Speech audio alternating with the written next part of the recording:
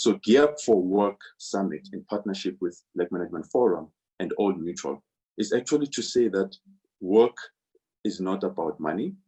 Work is not about materialism. Work is about a purpose. Work is about passion. And I'm hoping that the speakers that we're going to have today will actually speak more on the value, on the purpose that you can derive. And today's summit will actually take us through various skill sets, various tips and pointers. You know, we will know more about BMF, Black Management Forum. We will know more about being an entrepreneur. We'll know more about being a financial advisor, and we'll also get a sense of what does Old Mutual has to offer. You know, this 175-year-old brand, what is it that it has to offer? So this summit is geared towards knowledge sharing. It's geared to actually showcase the repository that is out there and available. So I'm hoping that you will find value in it, and by finding value, I'm hoping that you will then proceed in terms of your careers. So this relationship is fairly new, but I'm hoping that it will take us far. We've got various speakers. We've got some of the top brains, and I would ask you to please post questions. There are Q&As on the side. On the chat, you could post through your questions. We will gladly ask our panelists to respond to them. But more than anything else, we have to start at the beginning, in the sense that we have to understand who is BMF. And I would like to call on Mpho Museki to actually just give us a rundown of BMF. Why are we here? And what's the reason and what's the value that we are going to derive? So apologies about the late start, but I'm sure we can make up for it. Load reduction or no load reduction, COVID-19 or no COVID-19, we will surely proceed, and there is a silver lining at the end of this. So without further ado, Mpho Museki, over to you. Good morning, everyone. There you are. There you are. Welcome, welcome. I was waiting to be given my voice. I was still unmuted. So now you are empowered now. Now I've got my voice. Happy Women's Month. Okay. So now that we have you, Mpho, just give me this second to do justice to you, okay? So that people are seeing. Let me do justice to you. Mpho holds a BSc in engineering, mineral processing, a master in industrial engineering from the University of the Witwatersrand. She completed the Women on Boards training and is a member of the Institute of Directors of South Africa. She's been a long-serving member of BMF and is one of the young professional pioneers. So I'm hoping that with that little bio that I've shared, that people will actually understand where you come from and what's your relationship with BMF and what is it that you have in store for us. Over to you, Mpho. Thank you, Bandile. Good morning, everyone. So my job here is really to give you just a brief overview of what the BMF is and why you should be a member. And let me first start by acknowledging the Old Mutual leadership that are part of this summit, as well as all the BMF leaders and other leaders that have joined us today, all protocol observed. So the BMF is an old organization, old in terms of when I look at the membership and the age profile of the current members, but young when you look at other liberation organizations in South Africa and elsewhere. It was started in 1976, oh wow. It was started in 1976. People are wondering, which BMF is she talking about? So I'm quickly just gonna take you through our vision and our core values, and then give an overview of our achievement to date. So in terms of our vision, we want to be the foremost organization in the development of managerial leadership and socio-economic transformation in South Africa and the world. When the BMF was formed, it was formed by people who were tired of the status quo but knew that things were supposed to change and were going to change. And so they formed the BMF to share thought leadership and to gear themselves up for the new leadership that would be coming in the years, which would be more than 20 years later, but they were visionaries. And so when we think of thought leadership and advocacy, we use that, we see that as the tools that we use then to achieve managerial leadership and socioeconomic transformation.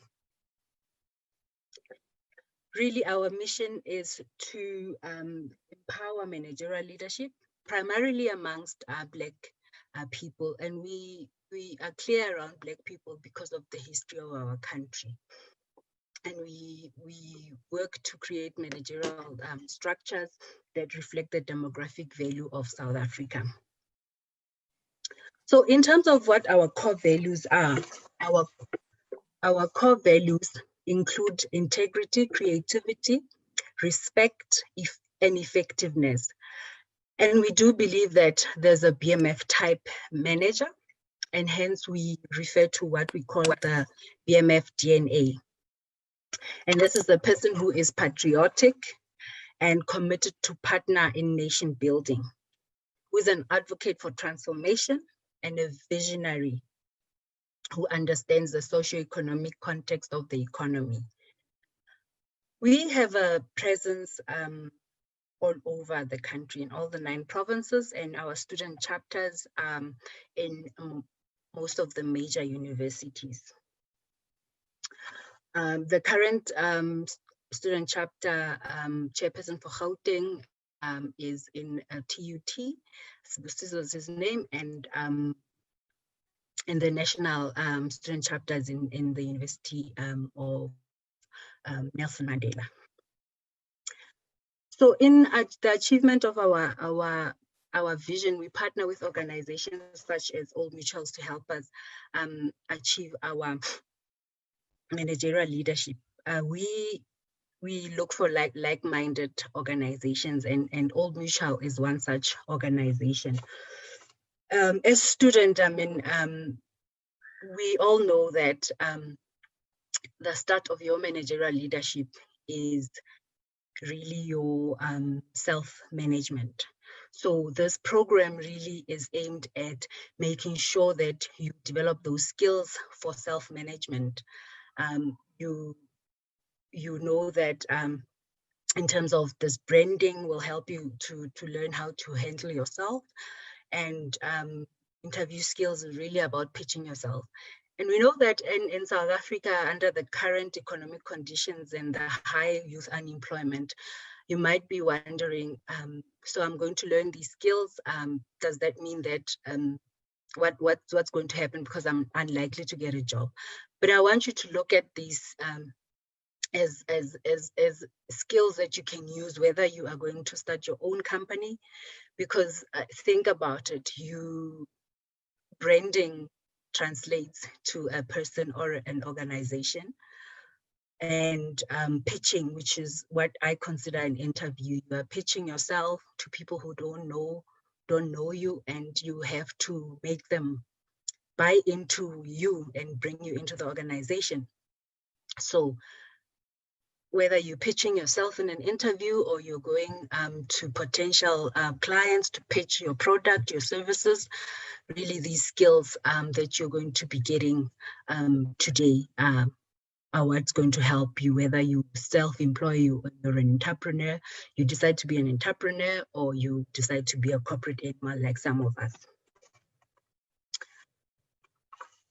And when this partnership started, we had said that we wanted the student chapter leaders and the in the various universities.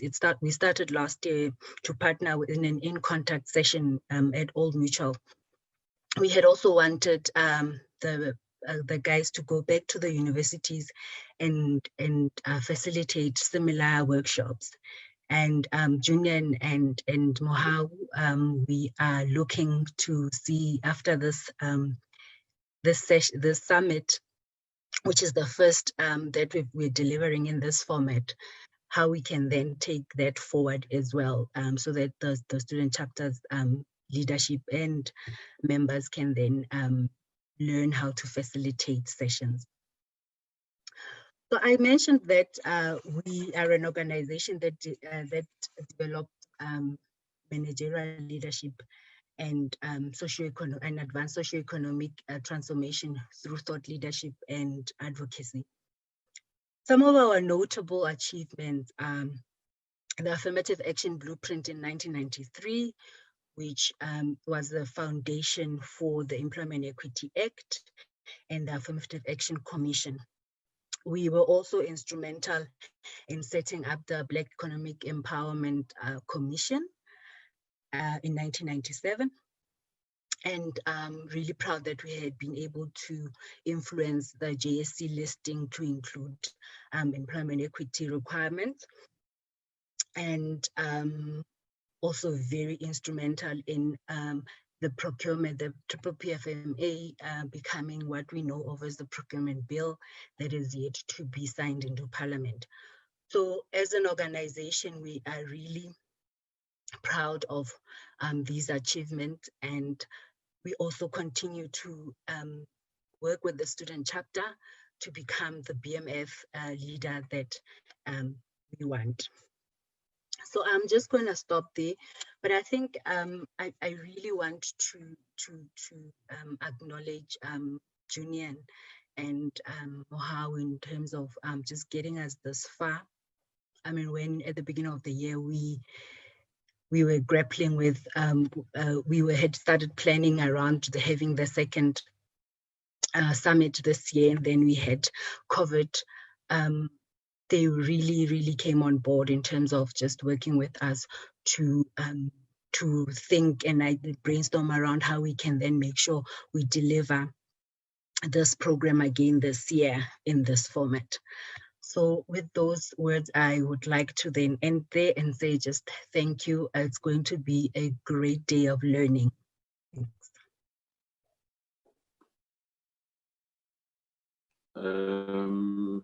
Thank you, Paul, for giving us that synopsis. There is a question, and it's quite an interesting way how it's phrased.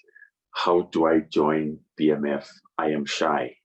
I am shy, but I'm interested. So how does one join BMF? Those that are shy, how do they join? If you are shy, you go to our bmfonline.co.za, and then you select that you want to join as a member. Then you can choose to join at any branch. Like I said, we've got a presence in all the provinces. So you then choose a branch where you want to then receive our services from. That would be your home. If you're a student chapter, then student chapters are associations within universities. So you should be able to, through your SRC, to then find out who the leaders in your universities are. And if your university doesn't have a student chapter, then please get in touch with us. We will help you set it up.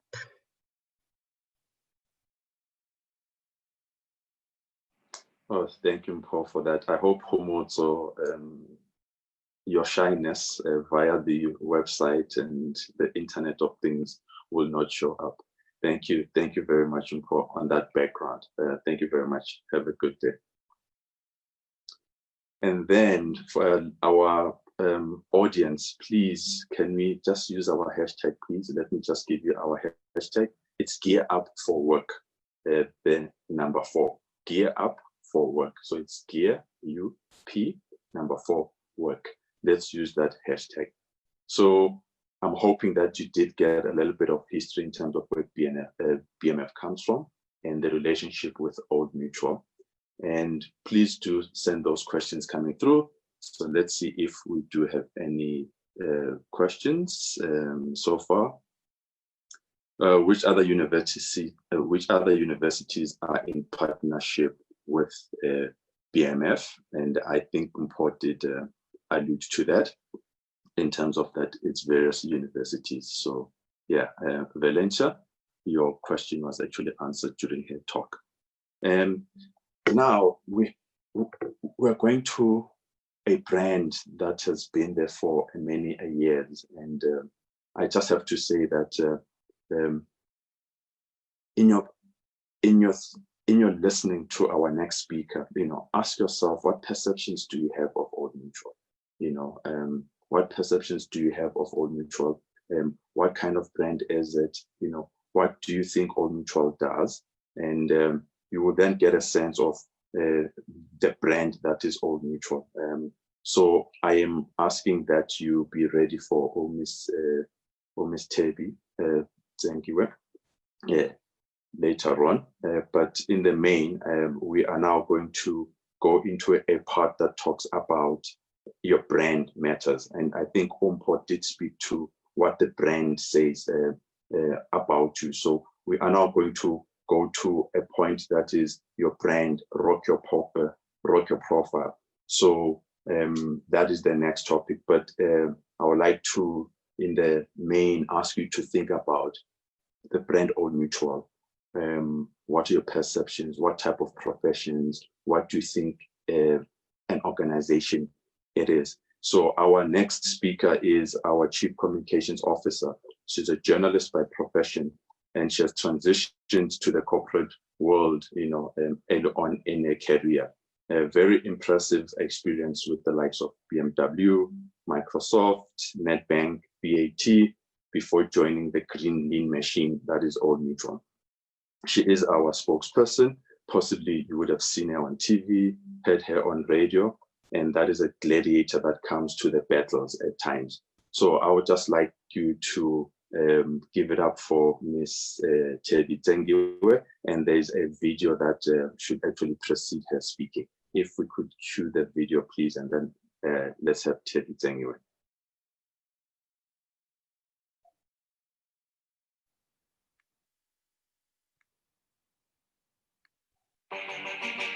"1845 was the year, and the way to say hello was..."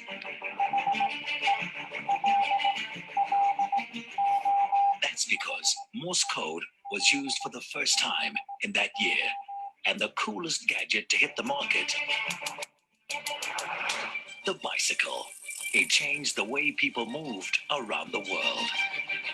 But steam changed the world. The Industrial Revolution. From farm to factory, the assembly line helped make the world faster. The Model T and the wheel started to turn even faster. Letters took weeks to be sent. The telegraph made that minutes. 1845 was the year. Fast forward 175 and stop the clock at 2020. From steam to stream, ship to shuttle. 175 years ago, we connected with dots and dashes. Today, we connect in bits and bytes.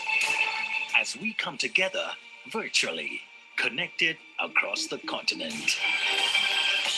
To mark the milestone of our 175th birthday, a lifetime of achievement. Here's to 175 years of doing great things.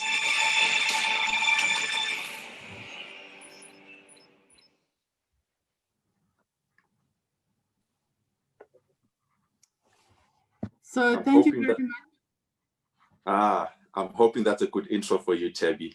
Take it off. Thank you very much for that intro, Bandile.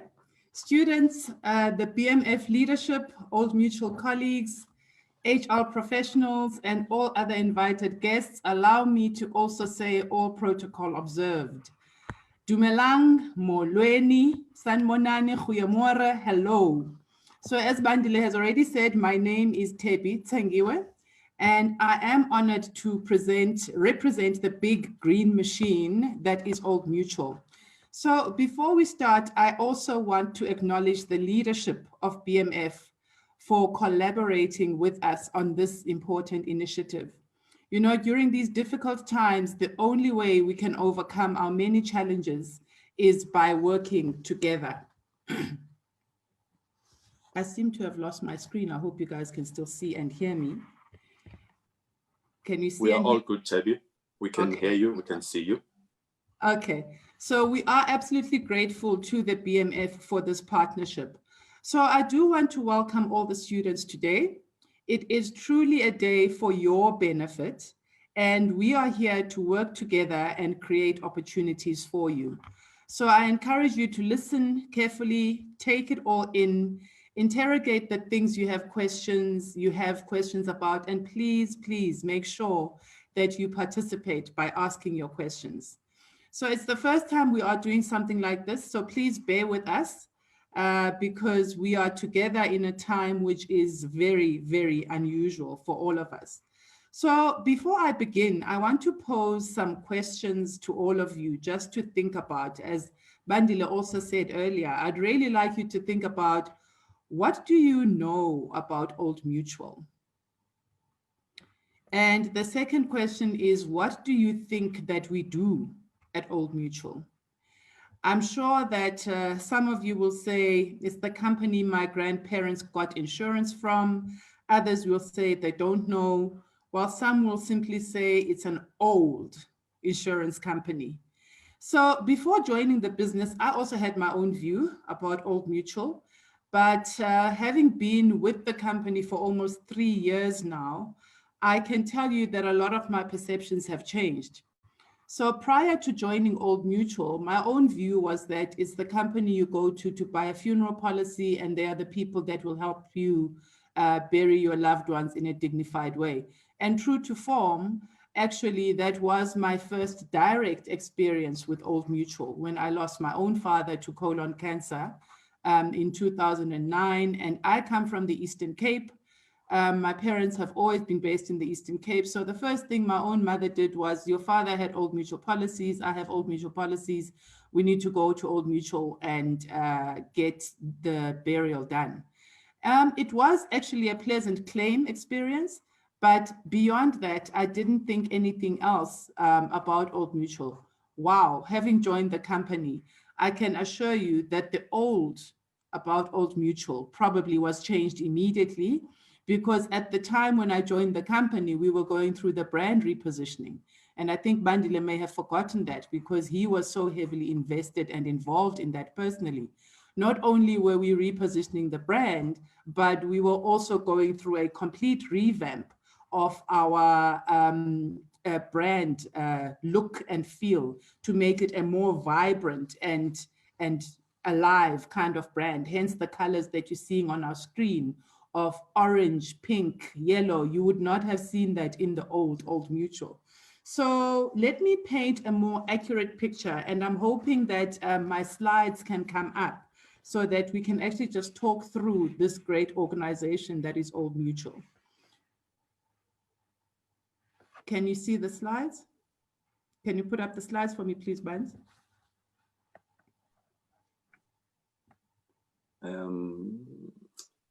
Our tech behind the scenes, share content. Maybe speak to it, Tabby. I'll go ahead in the meantime. This big green machine, we really are actually a business that is in the process of changing people's lives. Yes, we are old. In fact, as you have seen or may have heard, we recently celebrated 175 years of being around, but I think we are a very dynamic and certainly a very agile organization. They say that experience comes with age, and it's absolutely true. Can you imagine how much you can see and learn in 175 years? So we as a brand have been through the 2 world wars. We have been through the Spanish flu.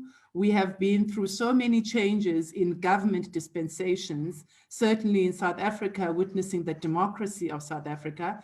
And now even in COVID-19 times, we are still around. The thing we keep on doing is learning so that we can help the millions of people out there to grow. Not only our customers, but also the communities in which we operate.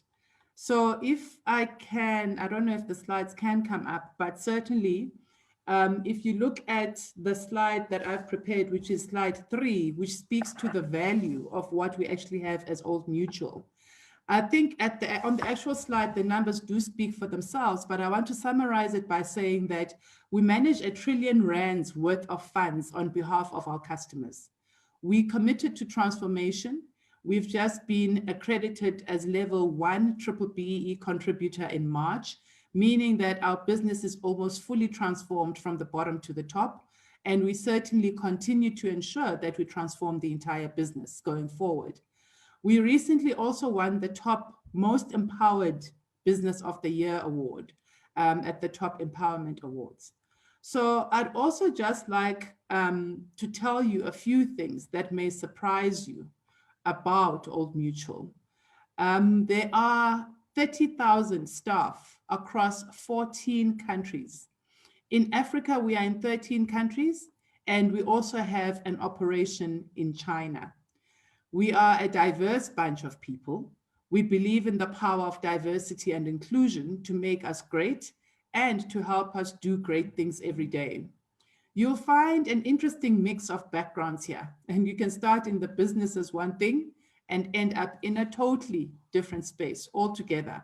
We've got many examples of this. We've got commerce graduates who are now in sustainability. We've got an engineer who has ended up being our HR director.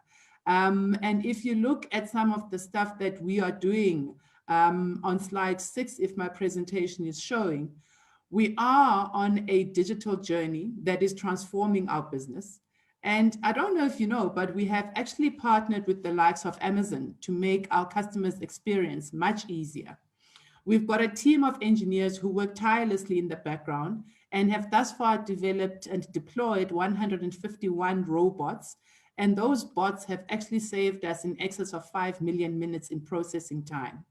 We are also heavily invested in artificial intelligence. So there's scope for you as young people to come in and do cool things in the organization.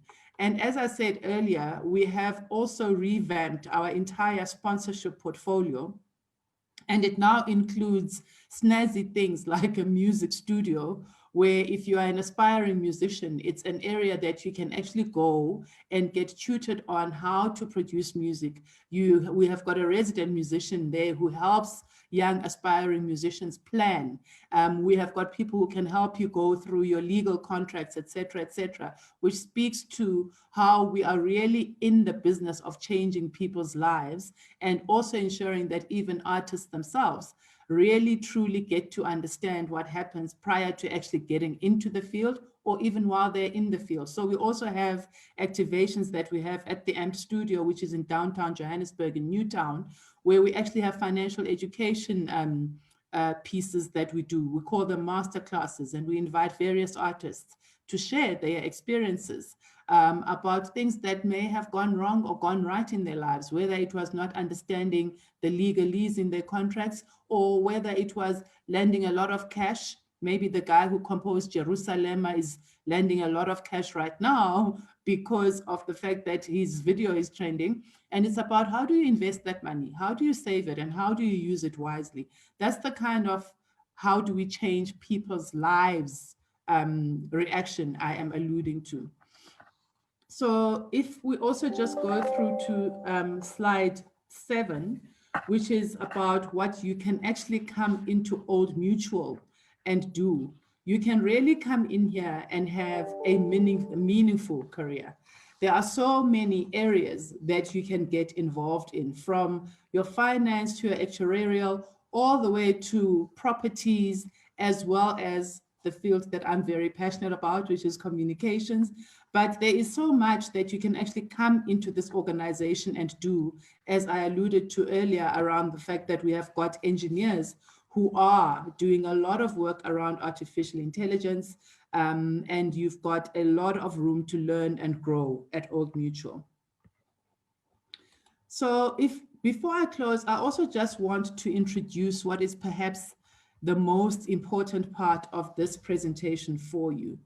And that is Old Mutual's Young Future Leaders Program, which is the next slide. And it's all about empowering youth through education. It's the first step to unlocking your potential to reach the stars within our company.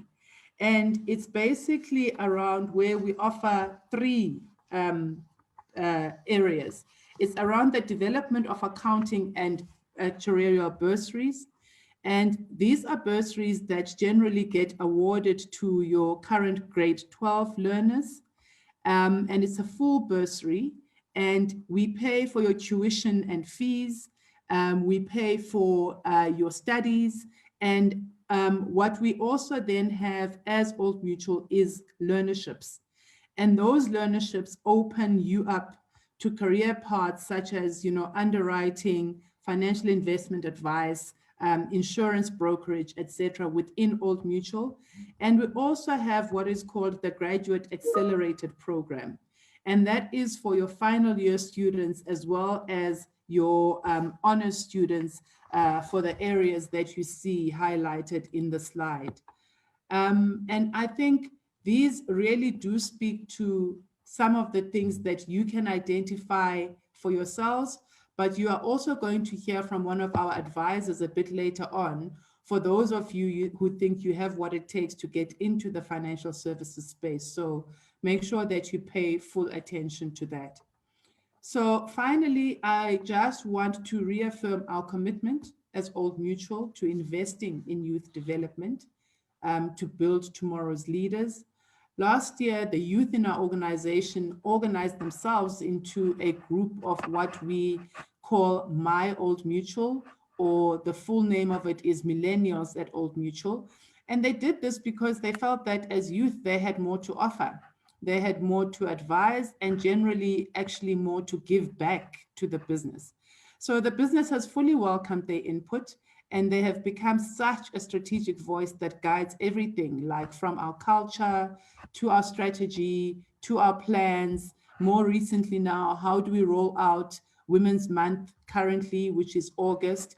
So it is a group of millennials that has been absolutely fully embraced by business, and they are active in how we go about ensuring that we remain relevant to that audience as well. So I'm hoping that we can soon welcome some of you into our organization and also into the Millennials at Old Mutual grouping.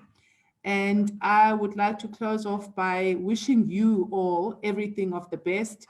And as young students, I think opportunities like this are few and far between. And there's so many times that as youngsters, you see more limitations than you see opportunities out there for you.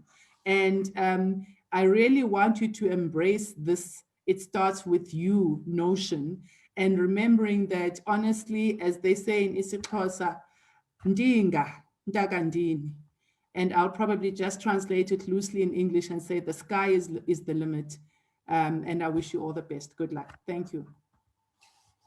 Wow, thank you, Tabby. Thank you very much. But I'm not going to let you go that quickly. I'm not going to let you go off that quickly.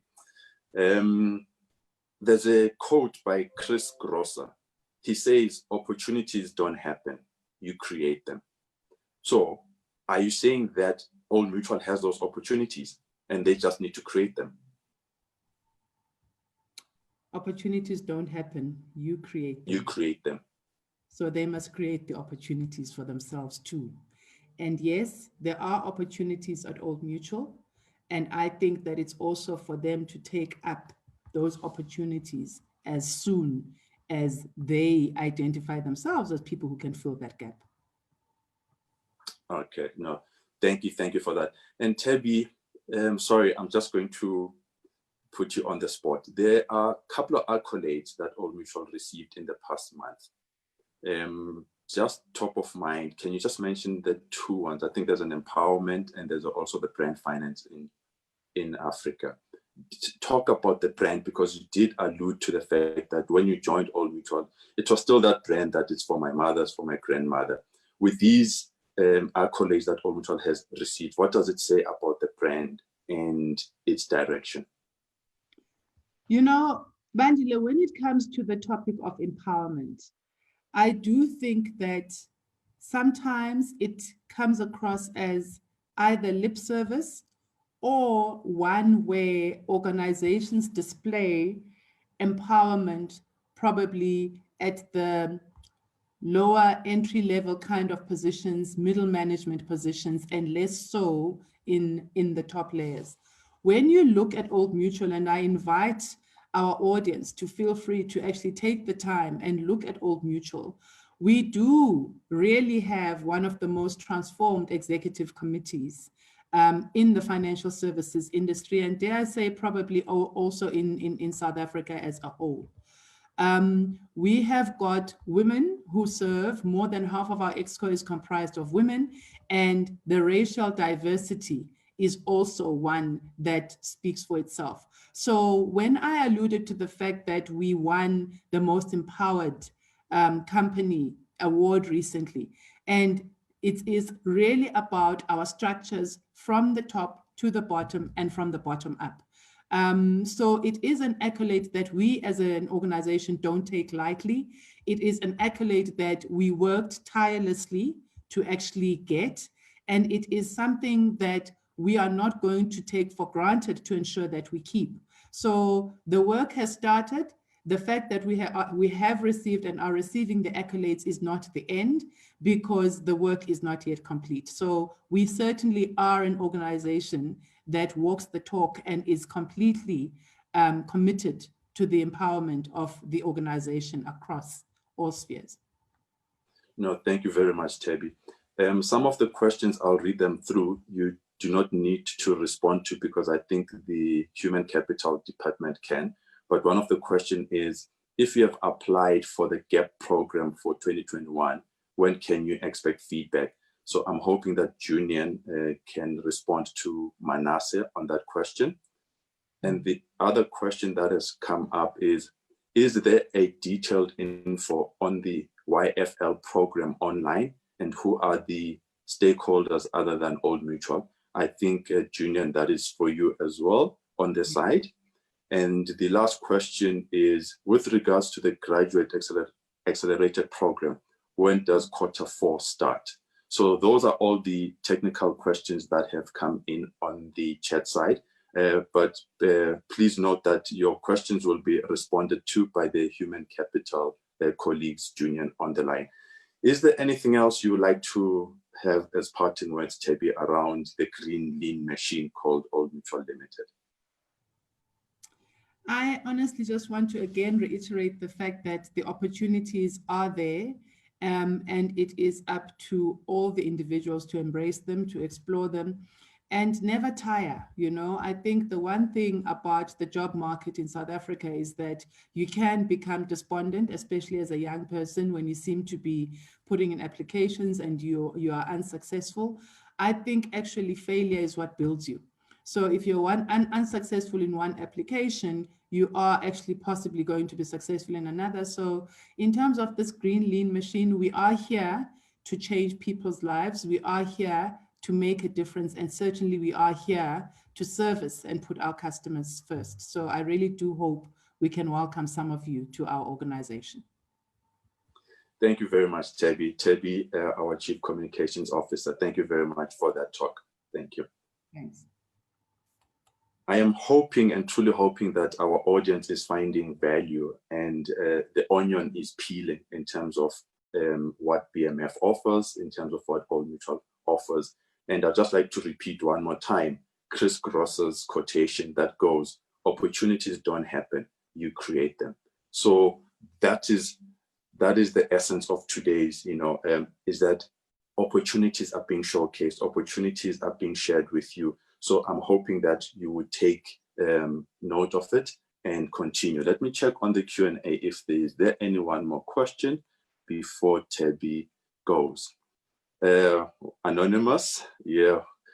I don't know why people like to be anonymous. Regarding the actual bursary from Old Mutual, she's saying that she was not available because we're not accredited university. That means it was not available at University of Johannesburg, but we have recently attained our accreditation. So will UJ students now be eligible for this bursary? So I would ask Junior to please take note of this question.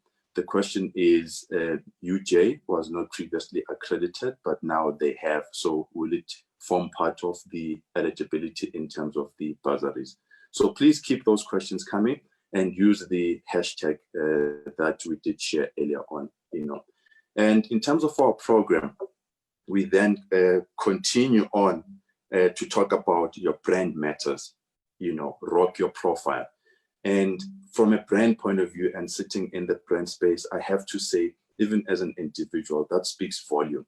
So our next speaker will actually give us more insights in terms of what does brand mean. So she's an enterprise account manager at LinkedIn. She has partners with some of the biggest and fastest growing organizations in South Africa to actually help them attract and engage and retain great talent. She has achieved this through optimizing companies through the LinkedIn presence, through strategic employer branding, developing social leadership with organizations, and fostering a culture of brand ambassadorship with their employees. Her name is Jenali Skuse. She's got a solid experience in employer branding. She joined Universum South Africa as an employer branding consultant and later progressed to a country manager role. She's passionate about unleashing potential in Africa and connecting talent with their dream jobs and connecting companies with the talent that enable growth and make them thrive. So without any further ado, can you please welcome Jenali Skuse, the Enterprise Account Manager. Jenali, good morning to you. Good morning, Mandila, and thank you for that amazing introduction. I hope I can live up to all that hype. Well, you're talking branding, and I'm hoping that you stand true to that bio, but I'm sure it is. I'm sure it is. It's quite an interesting topic, and I'm sure that there'll be questions coming in already. So without wasting any further time, you've got what? I think I'll be gracious. You've got like 20 minutes or so. That is, if you got more, I can even extend you the time. Over Wonderful. to you, Jenna. So good morning, everyone. My name is Jenali Skuse, and I'm an enterprise relationship manager at LinkedIn. I'm currently actually based in Dublin, in Ireland, so very, very far away from all of you who's sitting in South Africa. But as I'm sure you can hear from my accent, or at least I hope you can hear from my accent, I hope it hasn't changed too much yet, I am actually South African. And I work at LinkedIn. I hope many of you have already got LinkedIn profiles. And if you haven't, I hope after the session today, you'll be inspired to actually create a LinkedIn profile to see the way that you can leverage LinkedIn to really grow your careers and to find opportunities. So how did a South African girl like myself come to work in Dublin at one of the biggest tech companies in the world? Well, a very interesting thing happened to me in 2016. In 2016, I got what's called an in-mail on LinkedIn from a recruiter at LinkedIn. And that in-mail said, "Hi, Jenali, we've taken a look at your profile. We see that you have a background in employer branding and consultancy. Are you interested in changing the world with LinkedIn?" And I mean, obviously, this really, really struck with me. And I reached out to the recruiter and I said, yes, I'd love to hear more. And I spoke to the recruiter about LinkedIn. I learned a bit about the company. I started following some of the leaders. And then eventually I packed up my whole life, including my husband, and I moved to Dublin in Ireland to join this company. And the only reason that this opportunity was available to me and that my life changed in such a major way was because of what was available, the information that was available on my LinkedIn profile. Without that information, that recruiter would never, ever have been able to find me. So what I'm going to talk to you today about is a little bit about personal brand, the responsible use of social media, and then also how to build a great LinkedIn profile so that you can find awesome opportunities like I found on LinkedIn. Have we had any progress in the screen sharing? Otherwise, I'm going to have to take full advantage of my storytelling skills here. we actually don't want to test those skills. We want to have the real treasure there. So the technical people are frantically going on behind the scenes trying to put your presentation up. Great. Yeah. Well, I'll continue then in the meantime. It's no problem. Oh, okay. As long as maybe then I would then pick your brain as you go along. So for the benefit of everybody. So I'll listen attentively. You can continue. Please do. And maybe if you can also monitor the Q&A, and if questions come up as we go, we can address them as we go. Okay, then, sure. Awesome. So the first thing I'd like to do is just introduce LinkedIn to you. So I'm sure most of you know about LinkedIn, and I'm hoping that a lot of you have LinkedIn profiles. But in case you don't, LinkedIn is a professional social network. So it's a social network where members, people like yourselves, have profiles where they share information about experience they have, skills they have, what they've studied. And companies also have profiles, and they share a lot of information about the kind of organization they are, their leaders, the opportunities at their organizations, their values, their culture, their people. And LinkedIn brings these two audiences together on LinkedIn to create the world's biggest digital marketplace of professionals and organizations. So every day, our members are logging on to LinkedIn for many, many different reasons. And among some of those reasons are networking, so building a network of colleagues, of peers, of professionals who you can leverage for a variety of different reasons. Learning from them, growing your own network, learning about opportunities in the organizations that they work in. Secondly, what people are logging on to LinkedIn for every day is to stay informed. So to continue to stay up to date about what's happening in the companies you're interested in the industries that you're interested in, or perhaps the industries that you already work in. And finally, what a lot of people are also logging onto LinkedIn daily for is actually to find jobs. So people log on to the platform every day to look for new opportunities, and also for new opportunities to come and look for you. Because as I mentioned, this is the meeting place, the marketplace where both companies and individuals can come together. And this is now more important than ever before, because we don't have the opportunity to meet face to face in the way that we used to. So this event that we're having today, which is an absolutely amazing event put together by BMF and Old Mutual, this is probably something that would have been done in person before, perhaps at one of the Old Mutual offices, and it would have been really amazing because we all would have been together. But obviously in the world that we live in now, these kinds of interactions happen online and happen digitally. So it's extremely important to ensure that your digital presence really, really represents who you are, and it can open up opportunities for you. Let's see. Question. Yes. A question, Ali. This is from my end now. In terms of the security, the protection of personal information, because we've got millions on those platforms, what is the security measures behind the scenes, whether from a potential employee, employer, what safeguards are there? That's a really, really great question. I'm so glad that you asked that. So one of our most important value at LinkedIn is members first. So we put our members before anything else.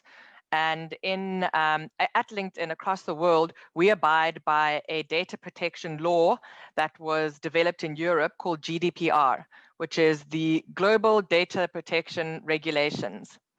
And, oh, there we go.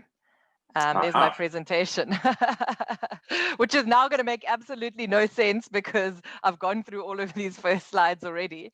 But let me tell finish. them to move on. Yeah, tell them to move on, and then you can finish that response. Tell them where to stop. You can stop there. That's perfect. Thank you. If you can go back to the slide before. Okay. So yeah, this one's fine as well. You can leave this. You can leave it here. Okay. So first, just to answer your question, we abide by the GDPR data protection regulations. And what that means is that how you wish to, as an individual, share your data really sits within your own hands.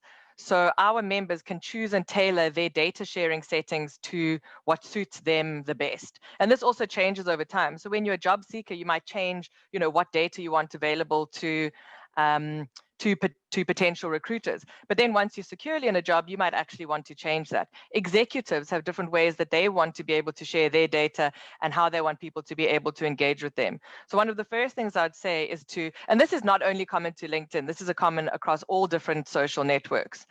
And what I would say is that the best practice in this regard is really to take control over your own privacy and data protection on any social network. And sorry, whoever's controlling the slides, could you actually go to the slide before? I think that this brings me to a very, very important point about LinkedIn specifically. LinkedIn is a professional social network. So all the reasons that I mentioned before about why people are going onto LinkedIn every day, and also why companies have a presence in LinkedIn and are using LinkedIn, they are all very, very professional reasons. And if I think of LinkedIn as an example, as employees of LinkedIn, for example, the social media training that we're given is, if anything that you're going to post online, you should stop for a minute and think, would I be okay with that, what I'm posting, being on the front page of the Mail and Guardian? So would I be okay with, potential future bosses, my current boss, my parents, my friends, my former colleagues, my future colleagues, my present colleagues, seeing what I'm saying? And always stopping to consider, would I be comfortable with this being on the front page of the newspaper? Because that should really guide how we behave online. Because once things are online, we know that they do actually live there forever.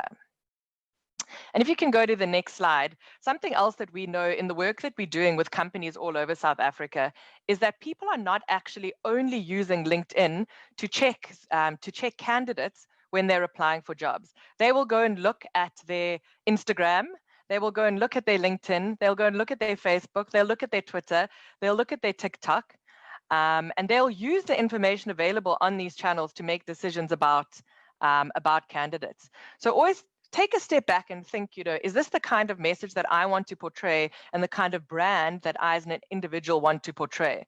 So I've included a couple of, I'm being very vulnerable here, and I've included snapshots of all my social media and what you can. I've really kind of been very conscious about what I put on social media because I'm very conscious of that this is open and that people can see it. So I'm happy for anyone to be able to see what I'm putting out there. But as I mentioned earlier, you do also have the opportunity to control your own privacy settings and who can see what you are publishing on social media. So it's extremely important to bear that in mind at all times when thinking about your online presence. If we can go to the next. Did you have a question? Yes, there is a question. Most companies need experience before you can join their team. So can you have a LinkedIn profile even if you do not have experience and fresh out of school? That is a really, really great question. And I know it's something that a lot of graduates and young students constantly ask. And what I'm going to do now is I'm actually going to take you through how to build up your LinkedIn profile. And I think what I do a lot of sessions like this with students where I'm trying to get them to build up their profiles. And one of the things that I recommend doing is actually starting your profile very early on in your university career. So when you're in first year, starting your LinkedIn profile and then starting to add in your experience, even if it's not real experience, like real work experience, the experience you get from things like being on committees, from leadership roles. These are all things and getting awards. These are all things that you can add to your LinkedIn profile to start building it up. And when recruiters are looking at different profiles, profiles that have that kind of experience on them really, really stand out. So even if you don't have what we would call formal work experience, the experience and the skills that you've gathered through other life experiences are also considered very, very valuable. No, thank you very much.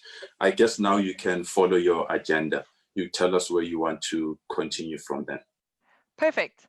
Am I driving or is I think No, the other person still driving? Oh, wait, they I can will actually drive there. for Hang you. on. They will drive for you.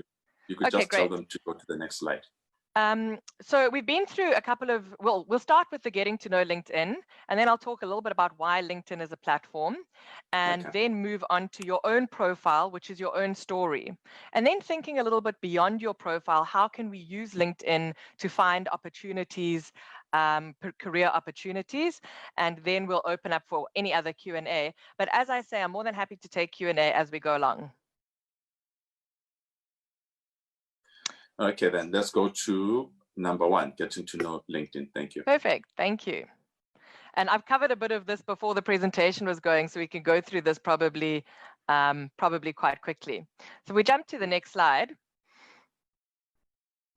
As I mentioned, LinkedIn is really the biggest professional network in the world, and it's where our members, individuals like yourselves, and companies like Old Mutual can actually come together. So when you first build out your LinkedIn profile, you share a great deal of information about your education, about the skills that you have, if you do have work experience, about your work experience, but also things like volunteer experience, interests, groups that you're part of. And companies similarly are actually sharing a great deal of information themselves. So they're sharing information about people you know who work there, about alumni from the same universities that you might have been to, about their current employers, about the industries they've in, about their culture and values, about the size of the company, about companies that are similar to them. And what we as an organization are trying to do is to create economic opportunity for every member of the global workforce by bringing members, companies, schools, governments together on one platform where we're trying to build a digital representation of the global workforce. So we have 650 million members around the world. And in South Africa, we have 7.5 million members. And these members are sharing information about themselves. And companies are then also sharing information about themselves. And then we are actively trying to match members with companies where there's an overlap in terms of skills, industries, interests. If we can move on to the next slide then. I mentioned this earlier, the reasons why people are logging on to LinkedIn every day, which are primarily to network, to stay informed, to find a job. And a lot of people are also logging on to LinkedIn every day to actually work. We can just jump to the next slide, please. I'll jump in now to talking a little bit about how to build a great LinkedIn profile. And I think if you think about your LinkedIn profile and the potential of your LinkedIn profile, this can be the very first time your future employer meets you, is when they actually look at your LinkedIn profile. So think very carefully about the kind of impression that you want to give to someone when you're meeting them for the first time, and especially when they're a potential future employer. If we jump to the next slide, the first step in this process is to add a photo. And when thinking about the kind of photo to have on your LinkedIn profile, I think it's extremely important to have a very professional looking photo, to only have you, yourself, in the photo, and to make sure that it's an accurate representation of who you are. And photos play a very important part in building credibility on a profile, and they're the very first impression that someone will get of you. And people who have photos have 9 times more connection requests and 21 times more profile views. So I can't reiterate enough the importance of having a good photo. The next step, if we can move on, is to add your industry.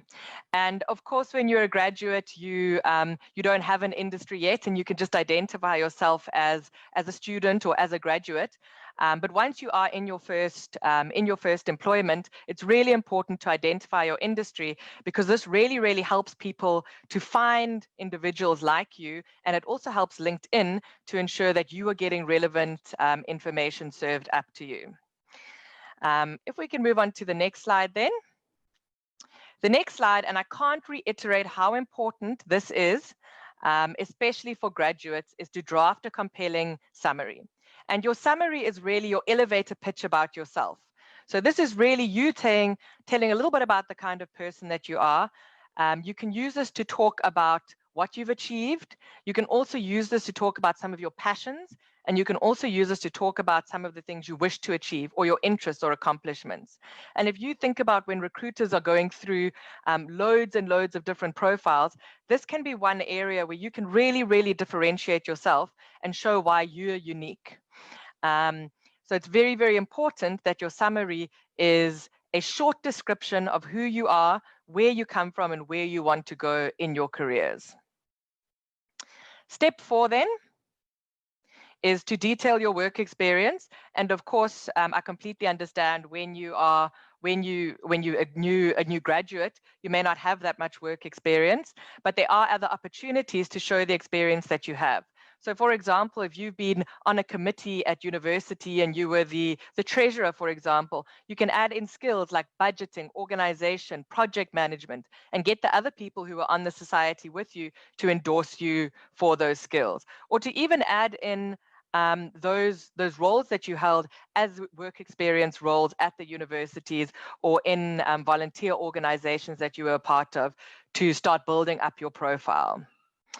Step 5 then is to add examples of your work, and especially for young people who may not have formal experience in the space of having worked at organizations. If you do things like write articles, or if you've been featured in any articles or any kind of work that you have that is online, you can actually add that in to the media part of your work experience. So if you hosted an event, for example, and you have great photos from that event, you can add those into your profile. And doing all these little things helps to create or paint a 360-degree view of you as an individual and of what you can offer. And this can really make you stand out from other candidates when recruiters are looking for talent like yourselves. If we can move on to step 6 then. Step 6 is to add volunteer experience. And once again, as a graduate, this is really an opportunity to show different organizations that you've been worked in and to really communicate the skills that you've actually gained from being part of these different volunteer organizations. Another extremely important thing about volunteer experience is that if you're involved with a cause that someone else who's either on your interview panel or a hiring manager that is something that you have in common with them, that common ground can really also make you stand out. And then it's a conversation starter for them, or even a conversation starter for yourself. So if you know you're being interviewed by someone and you go and look at their LinkedIn profile and you see that they've been involved with a similar organization to yourself, it can be a great conversation starter to help you to have to find common ground and to connect with them. Step 7 then. Moving on to step 7. Yes, thank you. Is to start talking about your skills and then also get endorsed for your skills. So all of you have a number of skills today that are already extremely, extremely valued by organizations. And this is the opportunity to actually showcase those skills and to get endorsed for those skills. So as an example, I'll use the same example that I used earlier. If you were, for example, on a university society and you were responsible for budgeting, budgeting is a great skill to put up there. And then those who are also on the society with you can endorse you for those skills. And what organizations are using LinkedIn to do is to search for people with particular skills. And if your skills are up there on your profile, you have a much, much higher chance of being found by organizations that are looking for people like yourselves. So please make sure to include all your skills, from Microsoft Office up to advanced programming and everything in between. You never know what companies are looking for, so make sure that you have a very, very accurate representation of your skill set. And then to also request a recommendation. So once you start working and you've worked with a number of people, you can ask your colleagues, your bosses, your peers to give you recommendations. But as a graduate or as a student, you can also ask your mentors. You can ask your lecturers. And getting an endorsement from someone else really helps to build credibility for your profile. And it's one more thing that can make your profile on LinkedIn really stand out against all the other profiles. Okay. And then the other things to just make sure that you don't forget to include are your location, so where you're actually based. And this is because very often recruiters are looking for people in the places where they have offices. This is becoming less and less relevant now that we're all working, or a lot of us are working remotely, but your location will mean that you surface more to people who are looking for individuals like yourself. Your educational background, so having detailed information about your educational background, what you studied, what courses you took, what subjects you did, what your qualifications are, anywhere that you've been published, so any articles that you've published, include those, link them in your profile, and also any other accomplishments. Although being the top political science student in 2003 doesn't seem that relevant to me now, when people see that on my profile, they are still very much, they'll always say, oh, wow, you know, that's an achievement, that's an accomplishment, there must be something there. So please do also include your accomplishments on your profile. I'm going to pause for a second and see if there's any questions so far on profiles. I think I can. Hi, I've got one. In these times of so many social commentary happening, hashtag Black Lives Matter, hashtag there's a very scourge in South Africa, very horrible pandemic against gender-based violence. And on my profile, I am very vocal and an activist on that. And you had mentioned that potential employers look into my social tone, my social pages. How damaging is that? Because I'm passionate about those topics and I would want to vocalize them on my platforms. And yet the potential employer might be like, we actually don't want to bring in a rabble rouser within our environment. How can one navigate that? That is a really, really great question. And I think there's two approaches here. The first is, you know, you never want to not show your passions on a social platform. So I once again go back to what I said earlier about, would you be comfortable with what you're saying if it was published on the front page of the Mail and Guardian? And secondly, if an organization, you know, if they're not aligned with what you very strongly believe in, do you really even want to work for that kind of organization? And that's one of the things that I think is so important about how you portray yourself is an employer-employee or relationship is like other relationships. You want an alignment of values and you want an alignment of culture. So my first answer would be like, I think it's very much about the way that you portray yourself. And if you're presenting your views in a respectful, well-researched manner, and you are happy with people to know and understand these views, then, you know, for me, that's a no-brainer. The second thing is you have full control over who can access your data on any social platform. So once again, if you don't want people to be able to see this information, then set your profiles to private. Does that answer your question, Bandile? Yes, it does. Thank you very much. Let's see. LinkedIn has a platform, LinkedIn Learning, that can be used to increase knowledge and skills. Does completing some of these courses matter to recruiters? Absolutely. One of the things that that employers and companies are really, really looking for these days is people who are self-motivated and who are willing to like continually upskill themselves. So when you do complete, for example, LinkedIn Learning courses, we know for sure that, and if you publish those on your profile, it definitely does help you to stand out. Okay, thank you. Why are there no student memberships available? I'm not sure what that speaks to. I'm also not 100% sure. I need a little bit more clarity on that question, please. Yassine Aklekla, please, if you can expand on your question, and then we'll take the last one. I am studying journalism, and during my first and second year of study, I did my newsroom practical. Does that count as experience? Can I include on my LinkedIn profile? Absolutely, that 100% counts as experience, and any material that you have from that experience that you can share, you of course have to be very cognizant of intellectual property rights, but anything that you can share and you can add to your profile, absolutely do that. Okay, there's an interesting one. Good luck. Great. How can an introvert better interact with their connections? That's a great question. And I think that I'm absolutely no expert, I'm no psychologist, but I think for a lot of introverts, digital interaction can actually sometimes be easier. And I'm not an expert on this topic, so I'd hate to be the one to give any advice. But I think a great thing for introverts to do, because it's sometimes challenging to think about how to portray yourself maybe, is to ask your friends, ask your mother, or think to yourself, I always do this because my mother's very proud of me. I always think, how would my mother describe me? And how would my mother describe my accomplishments?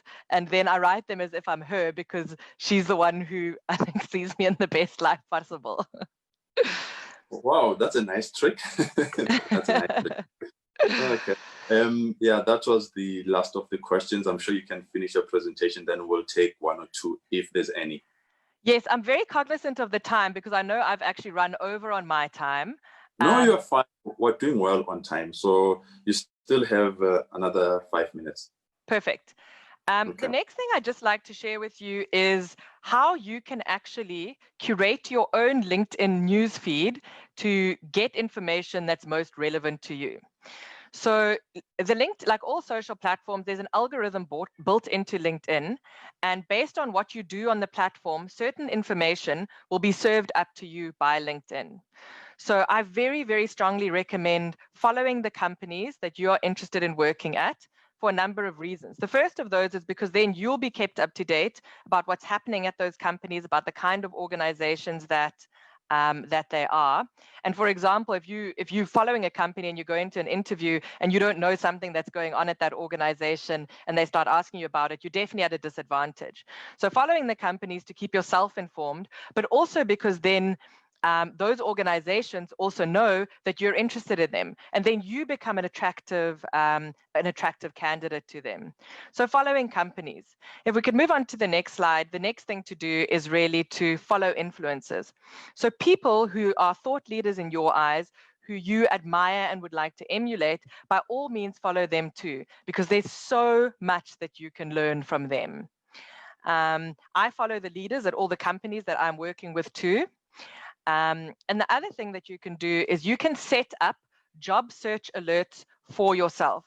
So you can actually go onto jobs on LinkedIn, say the industries that you want to work in, the jobs you want to work in, the locations you want to work in, and ask LinkedIn to tell you about those possibilities and those opportunities. And those will then be proactively served up to you, either when you log on to LinkedIn or through your daily or weekly digest mails. And what this also does is it tells LinkedIn about the kind of opportunities that you're interested in, so we can make sure that you're getting relevant information sent to you. And the whole point of doing all these kinds of exercises, actually, let me talk about this quickly. The next thing I'd encourage you to do is really curating your own newsfeed. So going and making sure that you follow the companies, the influencers. You can even follow hashtags on LinkedIn.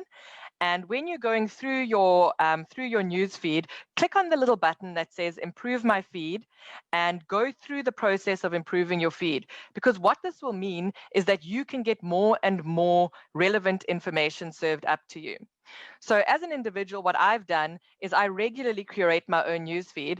And what happens now is every morning when I wake up in the morning, the first thing that I do is play Scrabble because, priorities. But the second thing that I do is I go onto LinkedIn and I go through my LinkedIn feed. And I've curated my LinkedIn feed in such a way that it is like my own personal business newspaper. So all the companies that are my clients, all the leaders at those companies, all the top of mind topics at my companies, I'm being fed the most up-to-date news about them through my own LinkedIn feed. And what this means is that I start off my day knowing what's important in my professional life every day. So it's a really, really important part of the process to improve your feed. If we can go to the next slide. Sorry, you can go to the next one. That's all part of the improve your feed process. I'd just like to open up to questions now and answer any questions that anyone might have about LinkedIn, about your profile, or anything else where I might be able to add value. Great. Thank you for that presentation, Janali. I'm really engrossed in it. Question from Dishehong Makube is, I completed some short courses that only require a few hours. Is it a good idea to add that to my profile or resume? Yeah, absolutely. I mean, you know, you can either put those in as skills that you've gained or as courses that you've completed in your experience, your education or experience part of your profile. So absolutely include those things. Okay. Every experience counts. Exactly. And then Mbalentle Zewayo is asking, will employers be discouraged if they see that my social media accounts are mostly private or there is no much activity? I don't think so, to be honest with you. I think employers like really respect that some people don't have social media. I mean, I work at a professional social network organization and my husband doesn't have a single social media account. So all people are different. You know, I think that if you set your profile to private, it's not a problem at all. Oh, thank you. And then here's the expanded question that was not clear to us earlier. So Yazin is asking, for premium membership, why are there no student memberships? Do you mean like having a premium LinkedIn account? I assume that's what you mean. Yes, yes. I'm not too sure. That's a great question, but I think the point is that a premium membership is the value that you can get from it is the same value throughout your life and throughout your career. So as a job seeker, whether you're a student or whether you are more mature, you know, the value that you can get from premium is the same. And if you mean in terms of cost, I'm afraid I wouldn't know the answer on that. Okay, thank you. There might actually even be a student premium. I'm not 100% sure. I'll look into that and I'll let Junior know to send that information through. Thank you very much. And then Katleho wants to know, are there any lessons on LinkedIn which are not billed, but an individual can get a certificate? There are some open LinkedIn learning courses. So for example, recently with the pandemic and with a lot of people working from home, LinkedIn Learning made a whole bunch of courses free online to individuals to take, to be able to access. But I think that we live in an age where you can get access to so much education free online. So, you know, companies like edX, companies like Coursera, even as I say, LinkedIn Learning, there's a huge amount of education and skill building content that you can really access very, very readily. Okay, I promise, last two, I promise. I'm happy to answer questions all day. Okay, these ones are around SMMEs, small, medium enterprise. So how far is LinkedIn with implementing reasonable ways of advertising for SMEs? Yeah, that's a really great question. And we see a lot of SMEs and SMBs leveraging LinkedIn extremely well to grow their businesses. And that can be done through a variety of ways. So we have, for example, solutions that can help people, salespeople, or business owners to reach the right people on LinkedIn to grow their businesses. We, of course, also have marketing solutions to help organizations to market their products and services on LinkedIn. And there's even a feature called SMB Open for Business. So if you're a small business owner, you can actually open up or set up your profile in such a way that any individual can see what your business is, and it also gives you the opportunity to interact with them. So I'm sure there's going to be some follow-up comms from this session, but I'll also include a little piece about Open for Business and how this can be leveraged. Let me actually make a note of that. Yeah, thank you very much, Jen. I guess that also answers the next question around entrepreneurship. Can you use LinkedIn for entrepreneurship? I suppose it's a big yay.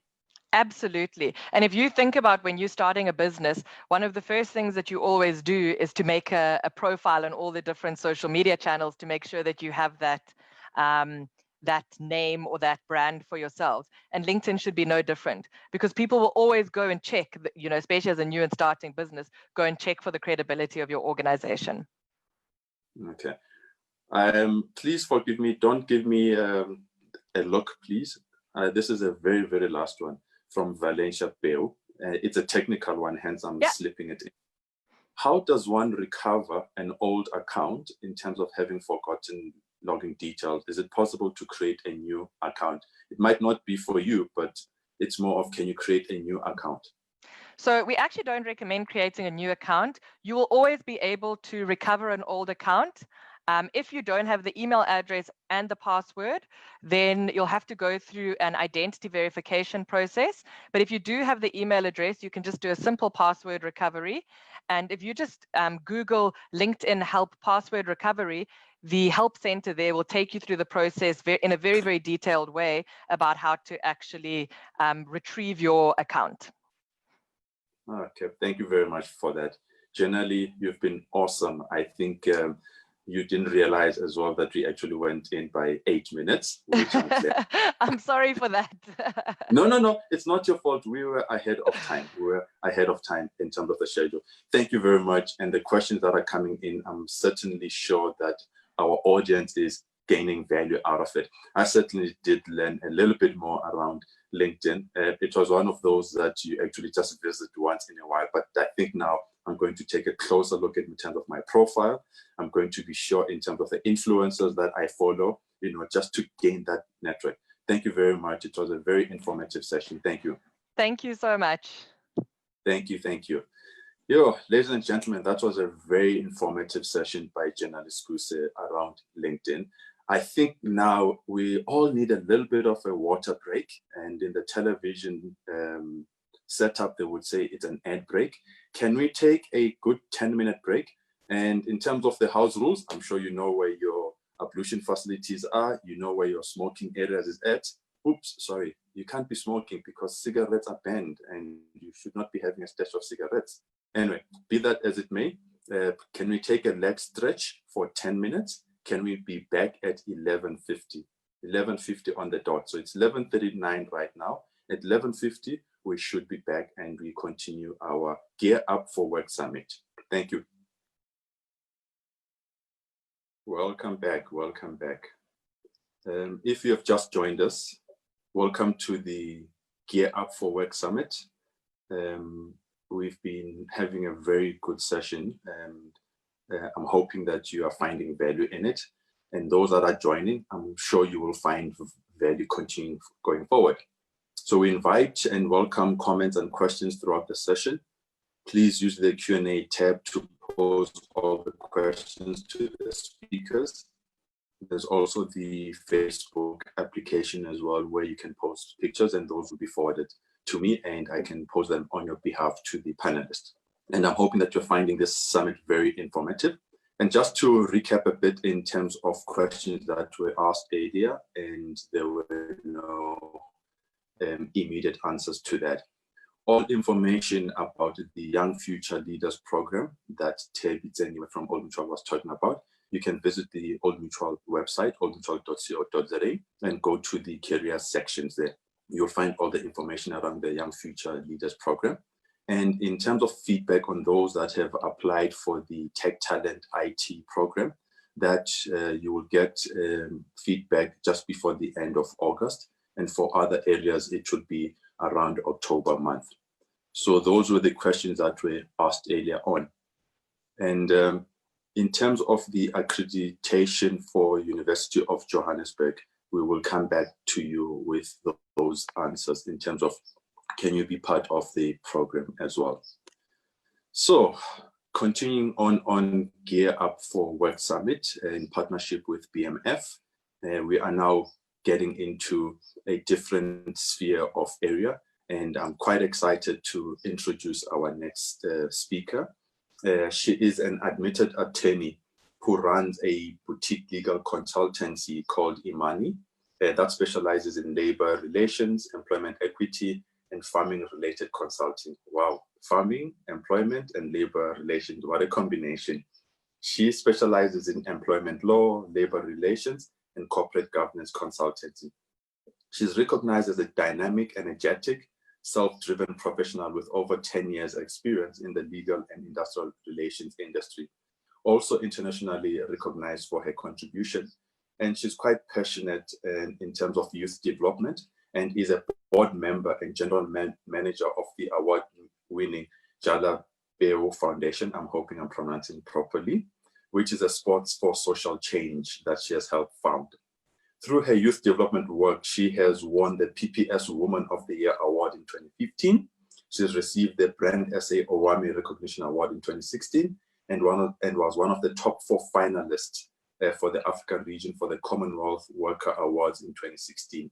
And she's also worked at L'Oreal, she's also was at L'Oreal Women of Worth SA Honorary in 2016 and 2017. Why am I getting tongue-tied? Ooh, Miss Cindy Ross, you're getting me all tongue-tied over here.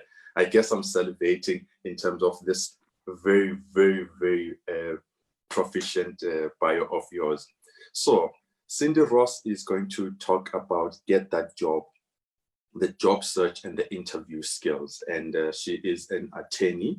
And if we could just give the necessary ear, I'm sure we are settled in. We are back from having our break. We've logged in and we are settled in. I know this world of virtual and online, our attention spans get a little bit tested a bit. So I'm just hoping now that you are settled, and I see that her presentation is up on the screen. So we've also fixed our technical gremlins at the end. So without further ado, Cindy Ross, over to you. Hi, everyone. Good morning. Thank you for inviting me to participate. So I'm nervous and excited at the same time, because working with graduates, they always have a whole lot of questions. So I hope I'm able to do the presentation justice. So my presentation is really just going to take all of you through, firstly, your job search. How do you look for the relevant job? And then how to apply, just tips around how to apply. And I think I'm going to try and focus I'm not a recruiter by nature, so I'm the person that normally recruits. So I get in applications. So I'll just give a few tips around what's worked for me when I've looked for jobs, but also what it is that I look out for when graduates especially apply. So can we just go to the next slide, please?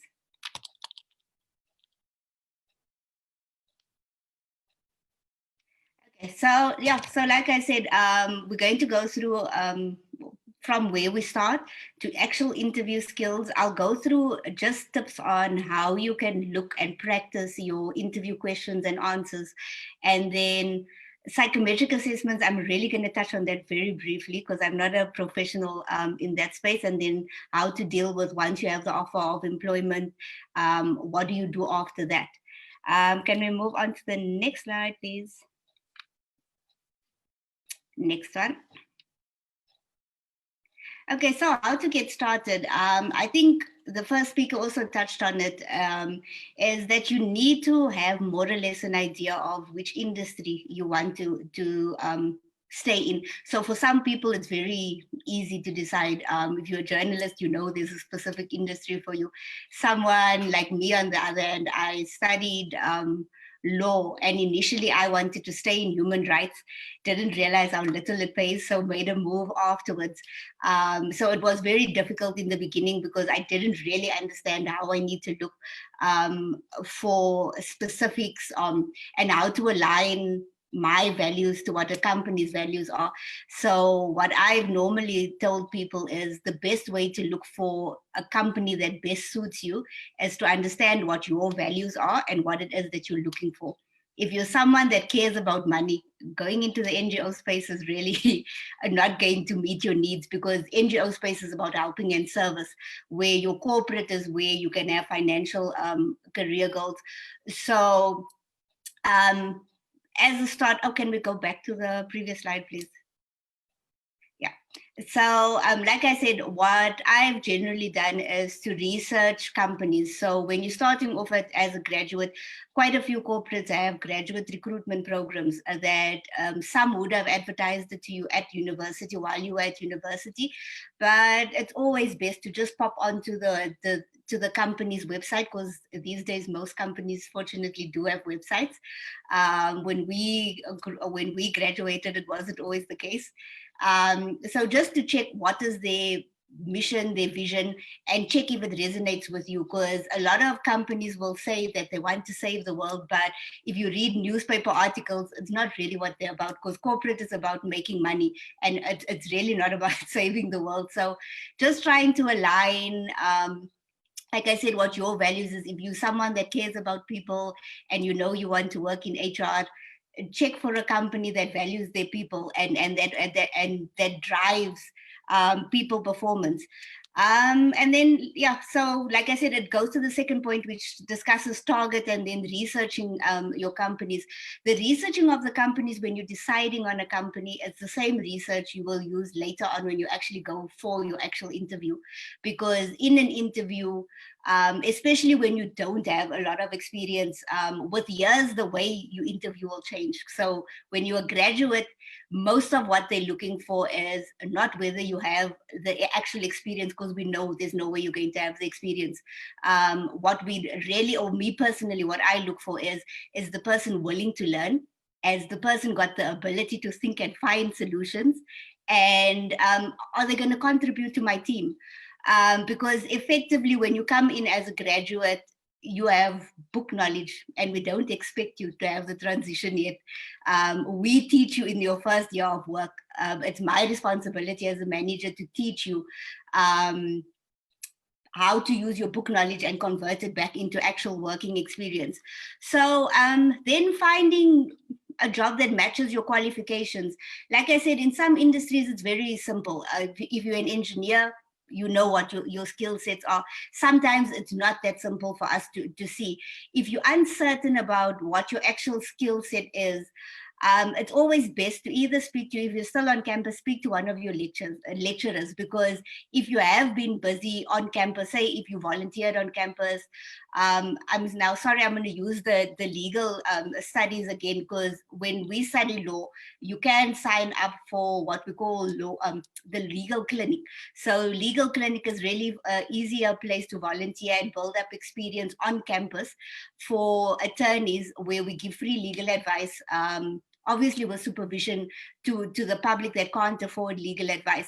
So that is something that I can put on my CV. You work there for a few months, but it's skills that you can transfer onto your CV.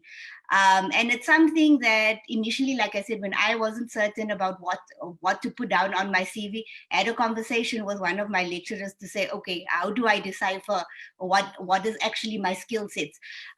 Something that I think sometimes people overlook. I remember my first CV, I actually added in what I did at church as well, because I held a few leadership positions at church. So the reason you initially on your first CV, you add as much as you can. Just it's more to show that you have the ability to learn. You have held responsible positions before, whether it be if you were at, say, Mr. Price, and you were working in Mr. Price. It shows the level of initiative if you've been studying and you've been working. So those things are all things that you would put down on your CV. Can I go on to the next slide, please? And then I think people underestimate how many free resources there are on the internet that assist, especially me personally. I still like using YouTube. Just to type into the search, how do I find a job that how do I find a company that I would like to work for?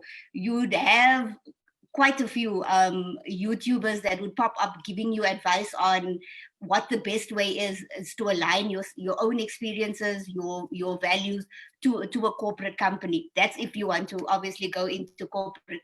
And then narrow it down when you start graduating. Try and narrow your industry is down to 2 or 3. You don't want to be applying to everything, because with every application, you're not always going to get a positive answer. So it does play on your emotions a bit when people aren't answering you, because when you first graduate in your graduate recruitment programs, yes, your results do matter.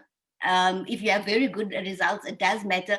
But if you just have good results, but you have zero other experience on yours, so you've never volunteered, you've never actually held a job anywhere, it kind of does count against you. It's always best to try and do something extra other than just studying. Can you move to the next slide, please? Okay, and then social networks that you can use to try and find advice from. Like I mentioned, YouTube. I think YouTube is very resourceful, especially because everything is condensed. Your information that you get via YouTube, it's easy to read. A lot of people have little videos where people act out how to interview, all of those things. So the information is a bit easier to consume if you are looking for work. LinkedIn, amazing resource. It's something I started using on campus. I still use it today, because there's quite a bit of free resources on LinkedIn.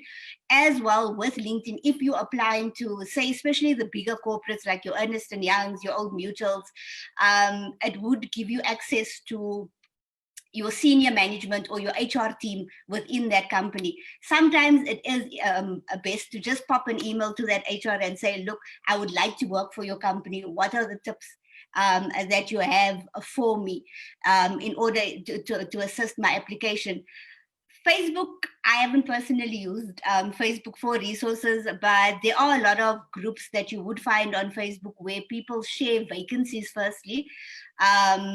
I know the United Nations, if you want a job in the United Nations, there's quite a few pages where people share tips on how to do your cover letters, how to do your CVs. When there are vacancies, you'd find that in the Facebook groups. Instagram, wouldn't really, but Twitter as well. A lot of companies use Twitter to promote what the company is about, what's happening in the company. And those are all things, like I said, if you understand and you follow the news, you would be able to see what types of activities the company is involved in. So if the company is very big on development, you'll see that they're always out in the community, always out helping people. If it's a company that's winning awards, your Twitter, your Facebook would obviously be the best place to try and find all of that information. Can I move to the next slide, please? And then job portals. Your job portals is normally what you would use once you have your CV and your LinkedIn profile set up. Your job portals are where you register yourself. So you would place your CV on. Most of them would require you to give some personal information and to link your, say, your Facebook, your Twitter. But that is effectively, if you set up your profile there, it works similarly to what the first speaker spoke to you about LinkedIn, where your recruiters and companies would come to your job portals to try and find graduates or potential candidates. It's also where you could then use these portals to try and find and apply for vacancies. Out of these, Career24, PNet, I think are the ones that probably upload daily the most. Same like LinkedIn, they have a broader reach, so you wouldn't just find positions that are in South Africa, you'd find positions that are international as well. So some recruiters, if you do start off, if you're one of the lucky few that have applied internationally, these are generally the portals that you'd use just to apply for your position. Can you move on to the next slide, please? The next one.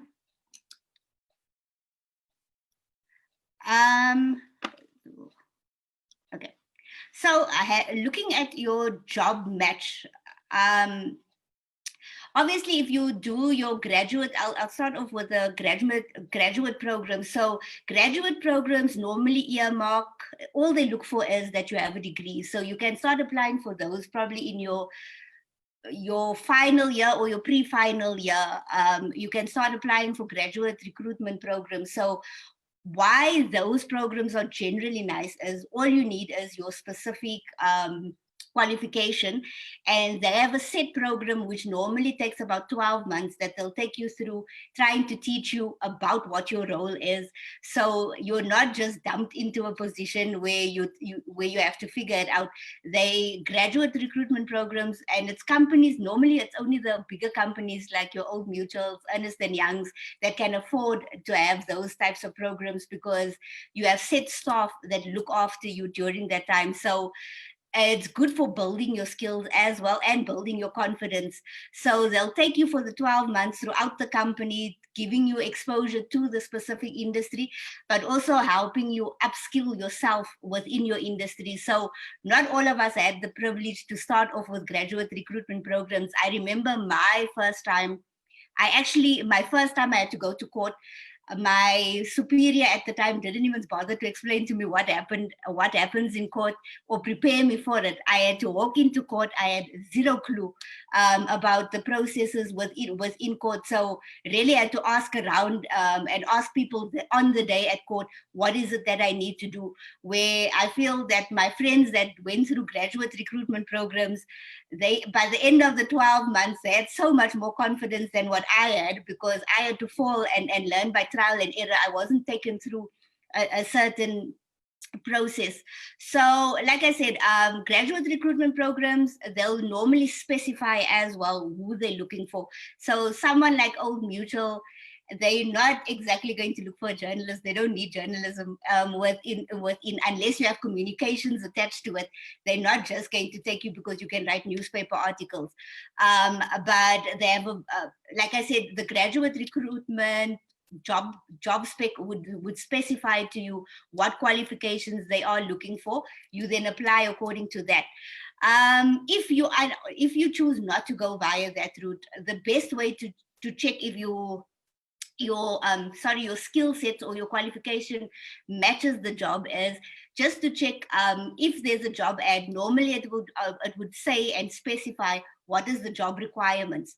So there you would be able to see that if you've been a supervisor at Mr. Price and they say you need management or management skills, you'll be able to tick it off because you have worked with people or you have managed people before.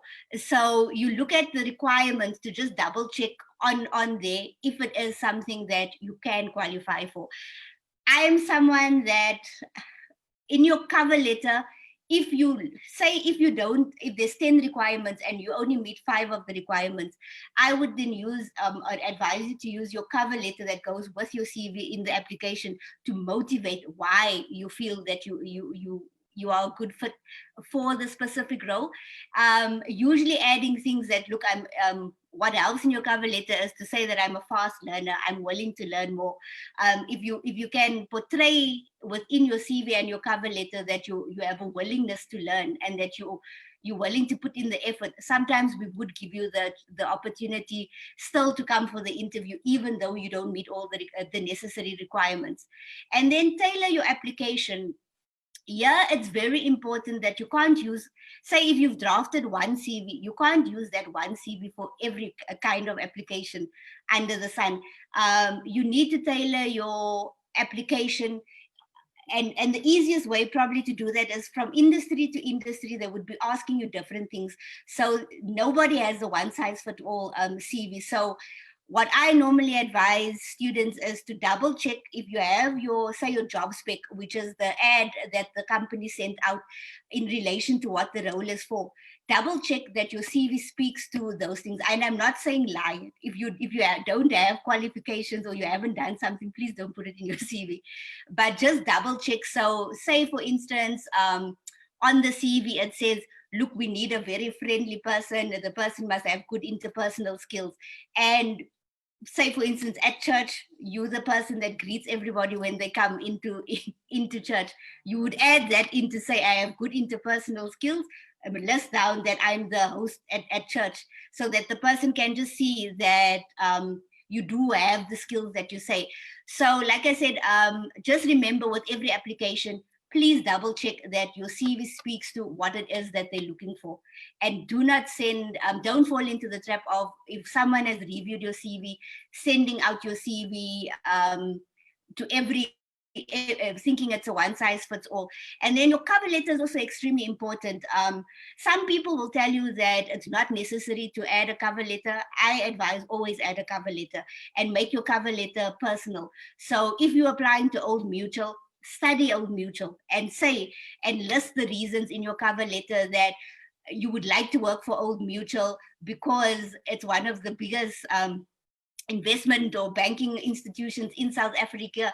List that it has a good history and a strong history, and you would like to learn from such an organization. So your cover letter is really where you can make it personal. So you can justify that, look, Old Mutual's values align to my own values, and that is why I want to work for the company. So my advice would be always add a cover letter. Later on in your career, once you hit senior management, it will become easier because then people start calling you. You don't need to apply. But when you start off, always add a cover letter to it. Where you can find good templates is as well using YouTube to double check on how to write a cover letter. You'd also find in Google, there's quite a few websites that gives templates and tips on how to write a good cover letter.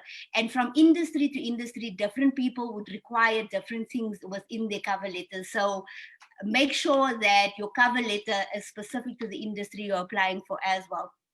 And then, is there any questions so far? Or am I going too fast? No, you are fine in terms of the pace, unless you want to take a little bit of a breather and I can pose one or two questions. Is that fine? I think let's ask one or two questions. Okay, fine. There's one from Karabo Pizze.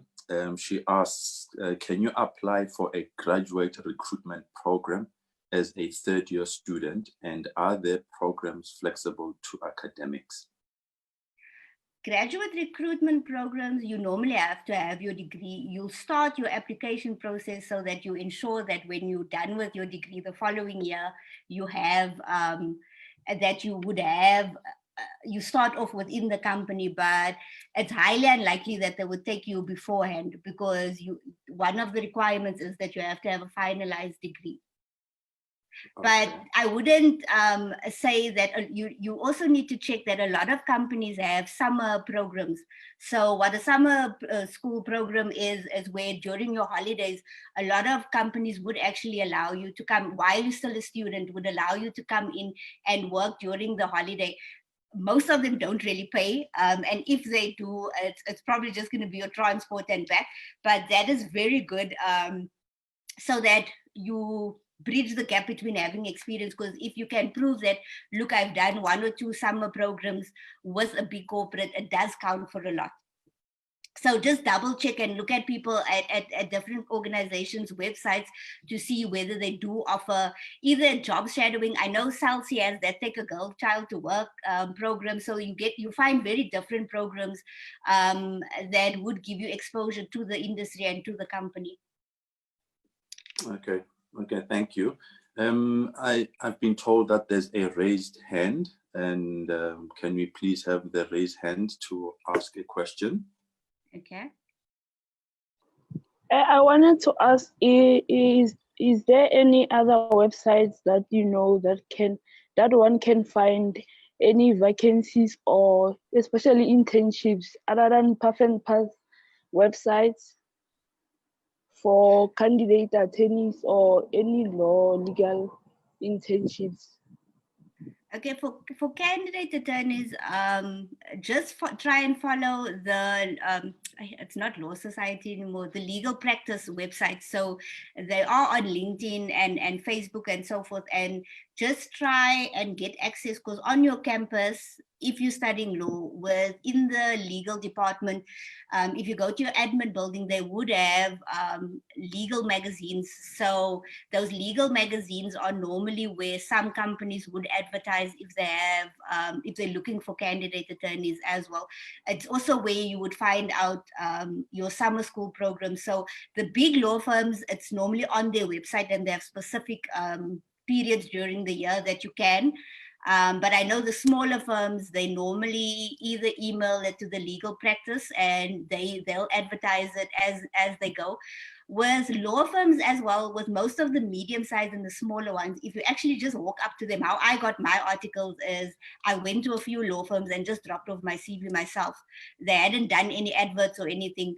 And I just decided to go on my own, because I think as a fraternity, we all know that we have a responsibility to help the ones coming afterwards. So it's much easier than in other industries to try and find it. But like I said, I would follow the Legal Practice Society and then try and get the magazine, access to the magazine. It's called, no, I can't remember, but it's your legal magazines, but your law, your admin department would have those things, because they get it I think it comes out every month. So they would have it and you'd find the adverts in there. Okay, thank you. Okay. There's another question asking about recruitment agencies. Yes. I would try and use recruitment agencies, because the nice thing about using a recruitment agency is, firstly, it's free. Secondly, they would take you through their own interview process to try and understand who you are as a person, and also to try and understand what it is that you want and what you're looking for. So they'll then specifically look for types of jobs that would suit your personality. And I think they're able to link the job with the person that you are a bit better than what we can on our own. So I would use them if you'd find someone that actually works with graduates, because not all of them work with graduates. You get different kinds of recruitment firms. So some only work with executives and senior managers. It's not all of them that work with graduates. So try and find recruitment agencies that do work with graduates. And then, like I said, I would apply and pop them an email and ask them for guidance. Okay, thank you. There's one from Success Matevela, Emma asking on behalf of Success.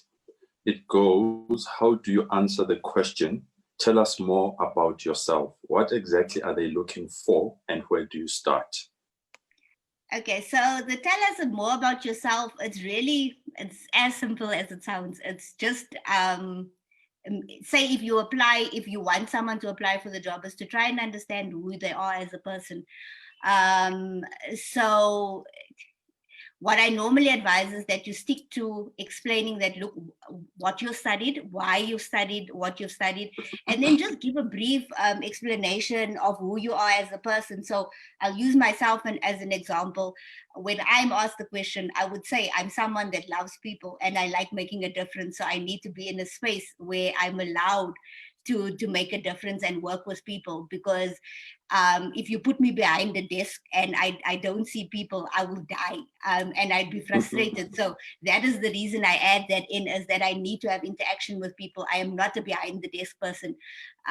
So like I said, and if in those types of questions, if we see that you're going off on the wrong tangent, because you're a graduate, we would help you by asking you certain questions. So what I like asking is, tell me about your family, because your family setup also gives me an indication of where you come from, why you work as hard as you do. And I wouldn't shy away from being honest with regards to who you are, because I think sometimes you find graduates, they try to create this perception of who they are, and we can see through it. If you come from a township and you say, I studied because I want to get my family out of the township, it's going to mean much more to me than to say, yes, but to act like you haven't had a struggle to get to where you are, because you get a lot of people that hide the fact that they've gone through something. So like I said, in the tell me more about yourself, limited to why you studied what you studied, so that I have an understanding that you didn't just study because that was all that there was and you didn't know what you wanted to become. That's why I'm saying, say I've studied law. Why I studied law: I want to change the world. I want to create fairness, and give a bit of background about who you are as a person. If you like hiking and the outdoors, add that in, because it says that you're not one-dimensional, that you're someone that can do more than one thing. So I'll try and send you guys a link in here that gives mock interview questions. What I normally use, and it's something I still use if I have to apply for vacancies, is to Google interview prep questions. So you get a lot of sites that will give you the question and more or less of how you need to answer it. And please don't just copy and paste the answer that's on the website. You need to make it personal and make it about you. If the website says that, say for instance, if they ask you what is your strengths and weaknesses, don't go and add in a strength and weakness that you don't have. Try and make it personal, but because the link I'll send you now, it's more or less just a guideline of how to answer these types of questions. But like I said, it's best to just be yourself. It saved me millions of times just being myself in that answer. Wow, okay. Now we know authenticity is very key. There is a hand up. Can you please put through whoever's hand was up? Mbalentle Temba. Unmute yourself, please.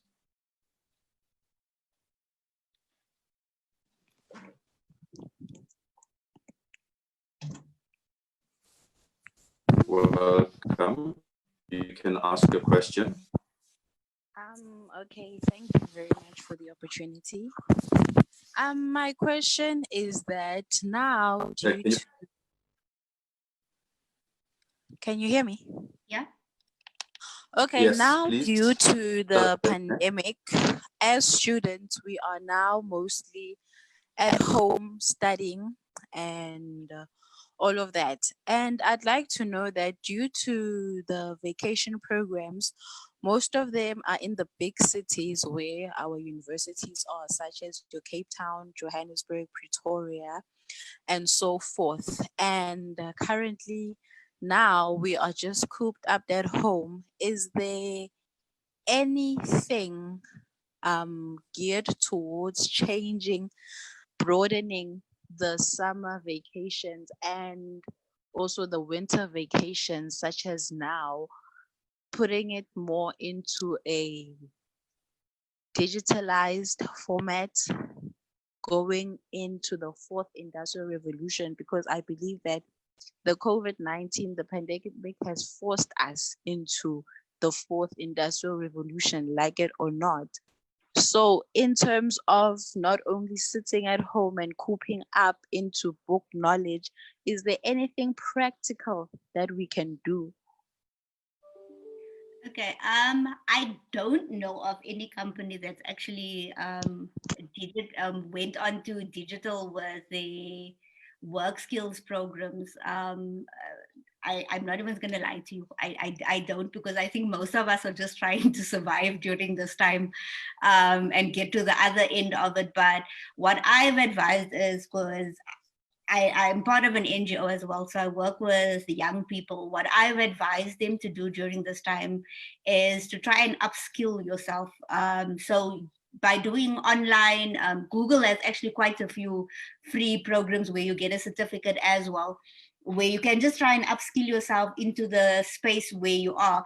And also using this time to pop a message in if you're confused about what's your next, say if you're in your third or your final year and you're confused about where to go next, pop a message. If you're an attorney, find me on LinkedIn and pop me an email to say, look, I'm a bit confused about XYZ.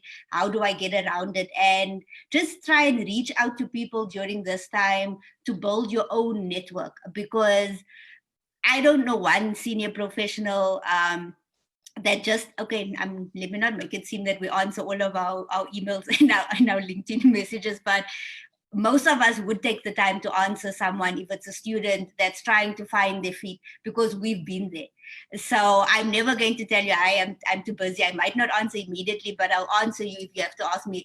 I'm an attorney. I'm confused about whether I need to go and litigate or if I need to go to corporate. What would you advise? And at least the least I would do is to send you the links and the necessary courses that you can look at to try and help you through this time. So for now, I'd probably try and use just free courses to try and upskill yourself during this period, because even that would show that you took the initiative to try and improve yourself during this time and you weren't just sitting at home doing nothing. And most jobs you do get by networking. I'm not saying that you need to ask just your friends and so forth. Networking is by tagging us on social media and asking questions afterwards. You're busy trying to build your profile and the people you have access to as well. So like I said, I don't know of anyone that's moved their programs online. I just know that most of the advice I've given was to try and upskill, because obviously you're trying to limit your access to the outside world. So even with my kids, I've asked them rather to stay at home and not go and volunteer at NGOs and place themselves at risk now trying to get experience. So try and upskill yourself, because there is quite a number of free programs that there are at present. I hope that answers you. Yes, thank you. Okay. Thank you very much. Thank you very much for your question. There's one on the chat. When applying for a graduate program, is it a given that the selected candidate will stay in the company for a formal permanent position? No, unfortunately, it isn't. It's the same with any kind of internship. The company only nitpicks who they want after the fact. So going through that program will give you the information and the skill sets. And what I normally advise, even the interns that I get, is I'm not going to sit and run after you to say, oh, do you want to learn something? Use your graduate recruitment program to network within the company. And you don't necessarily only have to network with the people in the group. Try and find other people within your organization. People underestimate how much influence your HR team generally has. As you need to be so nice to your HR team and to senior managers that by the end of the program, when they do review who they want to keep, that when your name comes up, everybody needs to say that person works hard and they're going to be of value to the company. So your graduate recruitment program, treat it as a 12-month interview process, because for that full 12 months, all we sit and watch is does this person take initiative? Do they come to work on time? Do they add extra value? So if you get given 5 tasks every day, go and ask your reporting manager for more work, because companies try and retain the people that they know are going to add value. By being on the program, you aren't automatically adding value to them. They do it, yes, because they need the BEE points and the law says that we have to do it, but try and just put yourself out there. I know it's very hard, especially if you're an introvert, because that was me. Before I started in corporate, I was extremely shy. And if someone had said something, I would sit back because I wouldn't want to. And I had to learn to force myself to speak up and ask questions. If people had said, look, there's this task, I would ask, can I do something extra and stay behind to do something extra? Because I knew I didn't have the sparkling personality, because you get people that they have these personalities that everyone wants to be around, and that wasn't me. So what set me aside was, anywhere you go, if you ask about me, they're going to tell you she works extremely hard and she works hard hours, because that's all I know I have is my brain and my hands. So like I said, I would advise use the full 12 months as an interview program to make your manager needs to tell HR, hey, I can't do without this person at the end of this. Okay, great advice there. Very, very, very great advice. So how are you coping under the lockdown rules if you are a people's person? I am being naughty. I'm still volunteer. I have an NGO, so I run a soup kitchen, so I'm still outside, even though I shouldn't be outside. As long as you are practicing, as long as you're practicing all the hygiene protocols. Yeah, no, I would have died if I had to stay indoors all the time. There's no way I would survive. So I've been helping with the soup kitchen.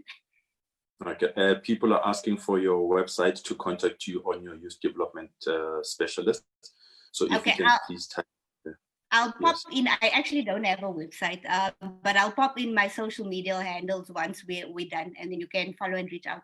And if you follow me, say on LinkedIn is probably going to be the best. Just pop a message and say that you saw me on the summit, so I know where you're from. Okay. No, thank you very much, Cindy. Do you have any last words that you would like to share with our audience? Oh, is my time finished? Shame. And No, we oh, still have another 8 minutes or so. okay, so let me just finish the slide for them. And Okay. then, All right. okay. Reviewing your social media profile. The question was asked earlier that when you're an activist, and this is my problem, I'm an activist, so I'm very vocal on my social medias about what my views are. I've had to learn there's a way in which you say it. I don't think any company feels that you shouldn't stand for anything and that you shouldn't stand against hunger. It's the way in which you deal with those things. Because in my instance, I work for myself, but I'm still in corporate as well. I'm an executive at one of the airlines. So whatever I say is a reflection of my company as well. So whether I like my company or not, I can't go pop that on social media and say this is a rubbish airline. I don't want to work there. So you just need to learn that it's the how. And if you are someone that's vocal, what I've had to learn is just to go to someone else, one of my peers, say, or family member, to double check what it is that I'm saying, that it doesn't come through too harshly. Because it is one of the things you do look at is if someone is always shouting and scaling the whole world and tagging Cyril, calling him out on things, you know that person's going to do that in the workplace as well. And not everybody is okay with dealing with someone like that. It's very few companies actually that are okay with you doing that. So reviewing your profile, like I said, if you stand for world hunger, if you post something about raising money for world hunger, nobody's going to care about that. But if you are insulting companies and you're insulting your employer, it's going to count against you. So rather, like I said, ask for advice around what it is that you post if you know it's something very serious. And especially during this time, because I've seen quite a few people that I've had to call in. Like I said, I work for an airline. So it's crew and pilots that are posting things that aren't appropriate, because aviation in the whole world is struggling at the moment. So a lot of pilots and crew are losing their jobs.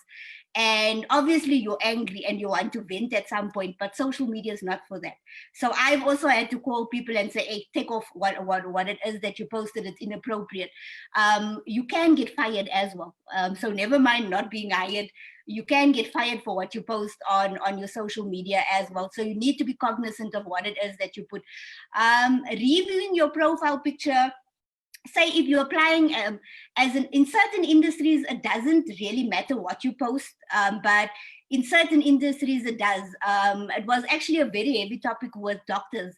A friend of mine is a female surgeon, and someone actually did a complete study on doctors that embarrass other doctors by the way they dress and what they post. Because they're standing with bathing suits on social media. It caused quite a big debate because some people felt that it brings down the industry. Some people felt, but you shouldn't be told what to wear. I know as an attorney, what I post, nobody's going to come to me if I'm partying in Santon, popping bottles every weekend, and I have half naked pictures on my social media. Nobody's going to call me and ask me for advice, because the profile I need to put out there is that I'm someone that's serious. If you call me, I'm going to get an answer. So posting party pictures, and I'm not saying you can't post when you go out, but you need to be careful about if I'm half drunk and I'm lying in the street, who's going to ask me for advice in those things? So reviewing your social media, it's really to understand what message do I want to put out there about myself, because like I said, it does say quite a bit. It's the same like where you were told what you put as your profile picture on your LinkedIn. It's important. If I have just a selfie that I would send my boyfriend on my LinkedIn, it's not the same as a professional picture. And I'm not going to take you seriously if it's not a professional picture on LinkedIn. What's on Instagram, very different, because Instagram is for social purposes, but double check what it is that you say, because it is like the previous speaker said, is you need to double check if someone sees it, would you be okay with them publishing it to everybody else? And then reviewing your content when you send through your CV and your cover letter. I think it's much easier now that you can literally click and do a spell check, and you'd be shocked at how many people don't even use spell check to try and see that their grammar and the spelling is correct. And trust me, I can hear if you're not a first language. Say if you speak, because I'm Afrikaans, my home language is Afrikaans. So a lot of times when I draft, you can hear that I've directly translated. I've never been penalized for that because my spelling at least is okay. So just double check and do a quick spell check before you send off your CV, because having bad spelling and grammatical mistakes, you've just finished your studies. So I'm also going to sit and think, okay, does this person even check things before they send it out? So please, please, please ask if you have someone, say an older sibling or your parent that can assist you, or a friend that can assist you, have someone read through your documents before you actually send it out for applications. Okay, so I think I'm going to open it up for more questions. I have to ask you. Yeah. Yeah. Yes, please. Yeah. Okay, and then I'll also ask Import to be on standby just to add one or two. But there's a question for you, which I think is quite critical. When do you start having the salary conversation during an interview? During an interview, normally at the end of your interview, you'd be asked, and your interviewer would ask you, do you have any questions? So it's important during that time to, if they haven't discussed salary with you, I normally prefer to leave it alone until you actually get the job and then have a discussion around it. If you're obviously in a graduate recruitment program or you're in an internship, they're going to give you a fixed salary. It's not negotiable. Those types of salaries aren't negotiable. What you get is what you get. But I would prefer that you wait until you actually have an offer on the table and then reply. And don't just reply. Say if they tell you you're going to be earning 5,000 Rand, you can't just send an email back saying, oh, this is a little, I thought I could buy a car at the end of this. You need to be able to justify if you do open it up, because especially if you're at entry level, your room to negotiate is very, very small. As to say that, look, I might have, one thing you could use is to say that I live very far out. Say if you live in Soweto, your job is in Sandton, just to have a discussion and ask them, are you open to increasing it? Because I would have travel expenses, but it's okay if you don't, because you don't want to seem that you're only there for the money. So that's a skill on its own, to learn how to ask for more money. As old as I am, it's still very difficult to go back to the company to say why, but I would wait until you actually have an offer in hand. Okay, no, thank you very much for that. And there's one that they would like you to answer as well. Where is that? I'm just scrolling through the questions that are coming through. June, and there was a question that you had wanted to be answered live. Can you see it on your screen, Cindy? Is there a question that was sent to you that you can see on your screen? I'm double checking. Okay. If you can see, then we will then bring it up. Interview comment of yours and BMF question. Is that the right one? Okay, no, that's fine.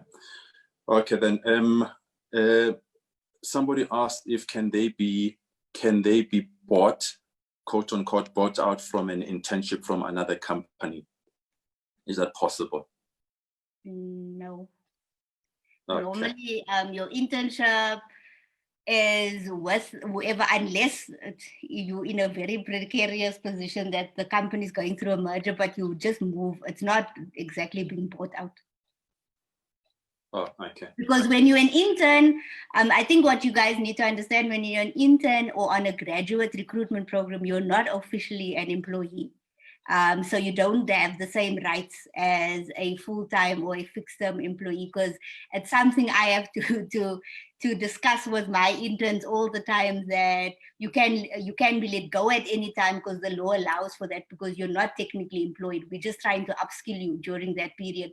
So, and that is why I always advise that it's a 12-month interview process. Don't come in with the attitude that I work here now and I have rights, because I've had two that told me they have rights and I let them go immediately. Because I think as an intern, the best advice I can give you is, when you walk in as a graduate, I know I was there. I thought I was the smartest person on earth when I left university, until I got given my first assignment and I couldn't figure it out on my own. just remember that you're learning your first 2 or 3 years, you're literally just learning how to use your theory knowledge and make it practical. And if you come in with that attitude of learning, they'll help you through it. But if you come in with attitude, you're probably going to be exited.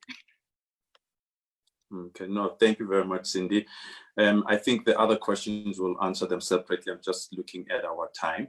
Thank you very much for that informative session. I'm sure there's quite a lot that can be taken through. We Cindy Ross there, giving us insight around job interviews, that job skill. And before we get into our next speaker, I would like to bring in Mpho Museki, please. There were 1 or 2 questions around BMF and their relationship per se, so that people that were not in earlier in the session can recall that this is in partnership with BMF. Mpho, welcome back. Thank you. The first question I would pose to you is that this is from Facebook. I'm a student from Vaal University of Technology. I would like to know what are the requirements to join the BMF if I'm interested. I think that missed your earlier session. So if you could just tell them how they can join BMF, please. Okay, so BMF, you join online if you are working. If you're a student, we usually have a presence at the different universities. Think Vaal University, to depend which campus you're at. If it is in the Vaal itself, then we are probably not as active as we used to be. However, you can email us at bmfgp, bmfgp@bmfonline.co.za, then we can see how we can help you connect to a campus near you, or just ensure that you benefit from programs that we run. Yeah. No, thank you very much for that. I just wanted to bring you back because I'm sure we've had people joining in later and didn't realize that you had spoken earlier in the day. Cindy Ross, thank you for that session as well. And now I think we just need to segue right along to our next speaker. And I just have to look up his bio because it's quite extensive. And I have to say I'm quite excited in actually going through this gentleman's bio because I've kind of known him for a number of years. And I've seen him and I've heard him speak quite extensively. He's arguably an African branding authority, and I'm using the word African on purpose there. He's won over 75 awards in branding and marketing communication globally. He has worked on over 100 corporates, nation and political brand across Africa. And he's also been inducted into the Rebrand Hall of Fame for Excellence in Branding in 2015. He is a non-executive director at South African Tourism, Mercantile Bank Group, Cartrack, and WWF South Africa. He's actually been recognized as one of the 100 most influential Africans. He founded Brand Africa, and he actually is quite passionate about Africa and the brand of Africa. He actually started off in his heydays at Colgate-Palmolive in New York, and concluded as Chief Marketing Officer for Nike Africa. And ladies and gentlemen, I think this gentleman has been to every African country. I am quite envious of that he's been to every African country. He's also summited Mount Kilimanjaro and Mount Elbrus in Russia. And he writes, speaks, and consults on Africa-focused branding and related matters. Ladies and gentlemen, without any further ado, can I ask Mr. Tebe Galafeng to be our next speaker and to tell us how to be your own boss. Tebe, welcome. Thank you so much, Bandile. Thank you so much. Hello, everybody. Hello, Africans. So excited to be here today. So we're going to talk about how to become an entrepreneur, right? Or how to start to brand and to sustain your own brand. So I'm going to cover it in a couple of places. So I'll pepper it in between with some of my own experiences in the subject. So the question is always, what is an entrepreneur? What's an entrepreneur? Because I think These days, people have learned so much about entrepreneur from tenderpreneurs or coverpreneurs and all those. But an entrepreneur, it's a French word. It simply means a person who sets out a business or businesses and they take on the risk and they hope to make a profit. They hope to make a profit. And because not everybody who's going to get into business is going to make money, and not everybody is going to be able to sustain it. There's quite a big difference, and you've heard already, between being an employee and being an entrepreneur. So, you know, when you're an employee,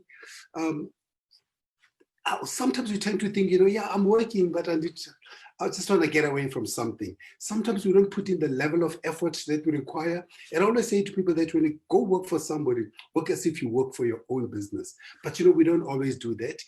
We get a specific amount of money every month. And a lot of us, you know, yeah, you know, it's like, oh yeah, I work there. You know, what else can I do? It's just a job. When it comes to an entrepreneur, there's quite a difference. You know, I've been to both stages. So I've been to both. I've been an employee, as Bandile said already, starting all the way in New York, all the way to South Africa and the rest of the continent.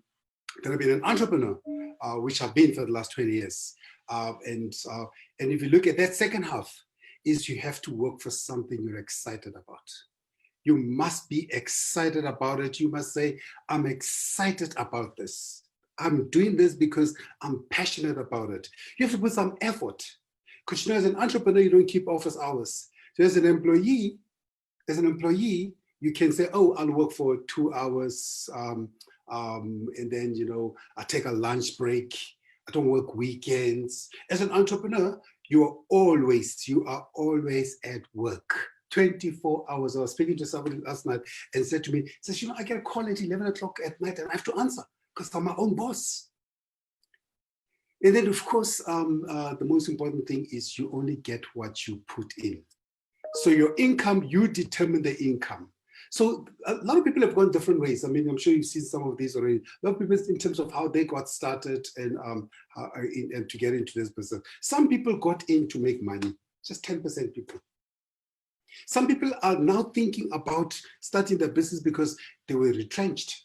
And there's a lot of those now with COVID, especially now. Some people are going into that space, and a lot of people also who could not they couldn't get another job.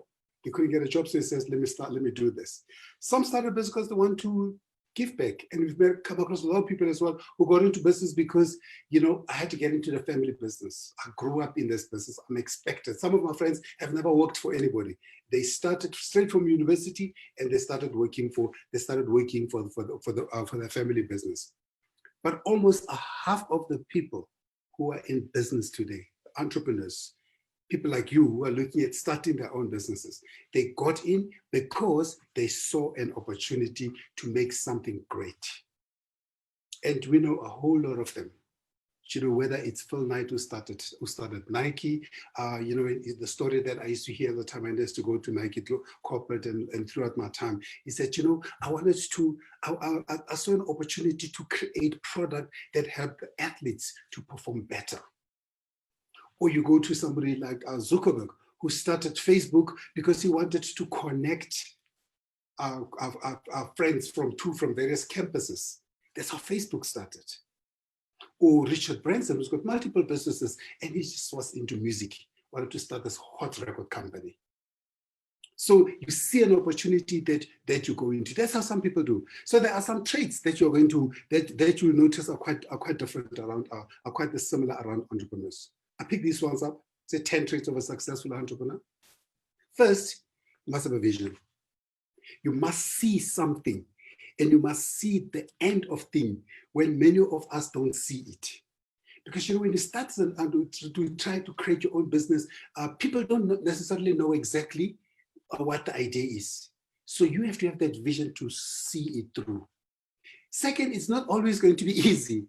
So you have to stick at it. You have to stick at it. You know, as I said, I've been doing this for 18 years now.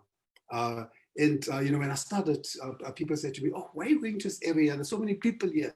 But I saw a different end. I saw an African end. I didn't see an end of blowing up balloons and doing stuff that other people would think of. We have to be passionate. When people, you know, the great thing about entrepreneurs, when you speak to successful entrepreneurs, or people who are just starting stuff, they are so passionate about this idea, their ideas. They could sell you this idea even if they won't get any money for it. And you must not tolerate uncertainty. Or you must be tolerant to uncertainty, rather, to uncertainty. You must be able to say, you know what? I hear the market is going this way. I hear things are not going to work out, but you must be tolerant. Most importantly for me, self-confidence. Because, you know, as an entrepreneur, people buy you. And if they're going to buy you, you have to be confident. And they see that, because if you are confident, you're coming to ask for a loan or you are coming to sell something, they buy you. Let's be adaptable. Let's be changed, to tweak, to fix things, to turn around, to make things different, to adapt. Some of the great entrepreneurs that we know, they break the rules. They break the rules. They say, for me to start here, I need to completely break the rules. Break the rules is not breaking the law. Breaking the rules just means, if this is how things are done in the industry, I want to change how things are done. I want to change how things are done, not breaking the law. But you must have an ability to make a plan. I need to make a plan. I need to ask friends to help me get together money. I need to find somebody to help me write the plan. You must be able to make a plan, because not everything is going to be ready for you. You must be able to roll up your own sleeves. You must get the work done yourself. So you must be involved. So yeah, maybe down the road, you can be the big boss when things are working and you can just sit there and point. You do this, you do this. But in general, you must be involved. That's what all entrepreneurs do. They are involved. That's why most successful entrepreneurs, they work all the way to the end of their lives. Don't wait for us to be cheerleaders. You must be self-motivated. You are not going to have somebody who says, oh my God, you're doing very well, Tebe, well done, Tebe. Oh, Tebe, keep going, you're doing this thing well. No, no, no. You must be self-motivated, you on your own. So if you're gonna start your business, there's a couple of things that's important. There's you, then there's a customer. And in between, what's going to get you there is that business, this company of yours. But this company has to deliver value. So people, I always explain to people, says, nobody starts a business to make money. I think you saw earlier, I spoke about it, that 44%, they saw a chance to do something great. I like to think, most importantly, is you start something to deliver, to solve a problem. As I was explaining this other day to a friend, I said, you don't start a business to make money. You start a business to solve a problem, to take, because you see an opportunity, or because you want to close a gap, or because you want to fix something, to deliver value to the customers. That's why you start a business. That's why you start with that idea. So, a couple of words on how you're going to, what happens? Start with an idea. Must have an idea. Whatever that idea is the idea to make it easy for people to collect their food while they're being, right now, if all of us are working from home during the COVID period. So what is your idea? How am I going to make it easy for Tebe how am I going to bring the lunch to Tebe without Tebe having to travel? Start an idea. That's the idea. Then you say, I'm going to come up with an idea to do just that. Oh, how am I going to make it easy because now he doesn't have time to get into the car to go draw money. So the whole idea of now we see mobile money and digital, so a whole lot of digital driven ideas are being created now because of the problem that they saw. We're all at home. But I tell you, you can start with an idea, but you need to do your research. You need to do your research. Do the research about the customer. Who are you trying to sell this to? Who is going to buy this? Why would they buy your idea? Are there other alternative ways? Ask yourself a question. Is anybody else doing this? Are there other alternative ways that people can find? Who's doing this? How are they doing it differently from you? Because you can't just start, let's say people, just because somebody is selling magwenya successfully at some corner, does not mean that you must also start up at magwenya. You know how most of us do. That's how we say, Tebe can make money alone. I'm also starting my own magwenya thing because this guy is making a lot of money. You don't know what that secret ingredient is in Tebe's product. So find out what's he doing. Third, own your idea. I've had so many instances where people come to me, they say to me, do you know, Tebe, I started this idea, now all of a sudden people are stealing it. Do you know, because you guys remember Ladubo Makosa, how Zara, such a big company, and the thieves are everywhere. A big company like Zara took Laduma's idea for the socks. We had to sue Zara. So register your trademark, register your idea. When you have an idea, I always think when you dream, you write it down. When you wake up, you register your dream. It's cheaper to register to trademark your idea now than to sue somebody later. It's costly to sue somebody. You guys remember, I'm sure you guys know Tsepo jeans. Tsepo came up with that mask and then he went to a factory. When he arrived at the factory, he realizes the factory there was where he was buying the fabric and he was wearing his mask. And the owner of the factory took his idea and made masks while Tsepo was gone during COVID. So, some of you on Instagram would have seen it already, that it was a big furor on Instagram, on social media. Tsepo complaining the factory owner stolen his idea. I said, you must own the idea, register it so that when we go and demand our rights, we must say it's my right, I created it before you. Brand it. Brand the idea, brand the business, brand you. Brand your idea. Now talk a little bit about what branding means. The you, the business, and the idea. It's about focusing on the 4 Ps: the product, the place, how you're going to distribute this, the price, how much are you going to charge? How different is it?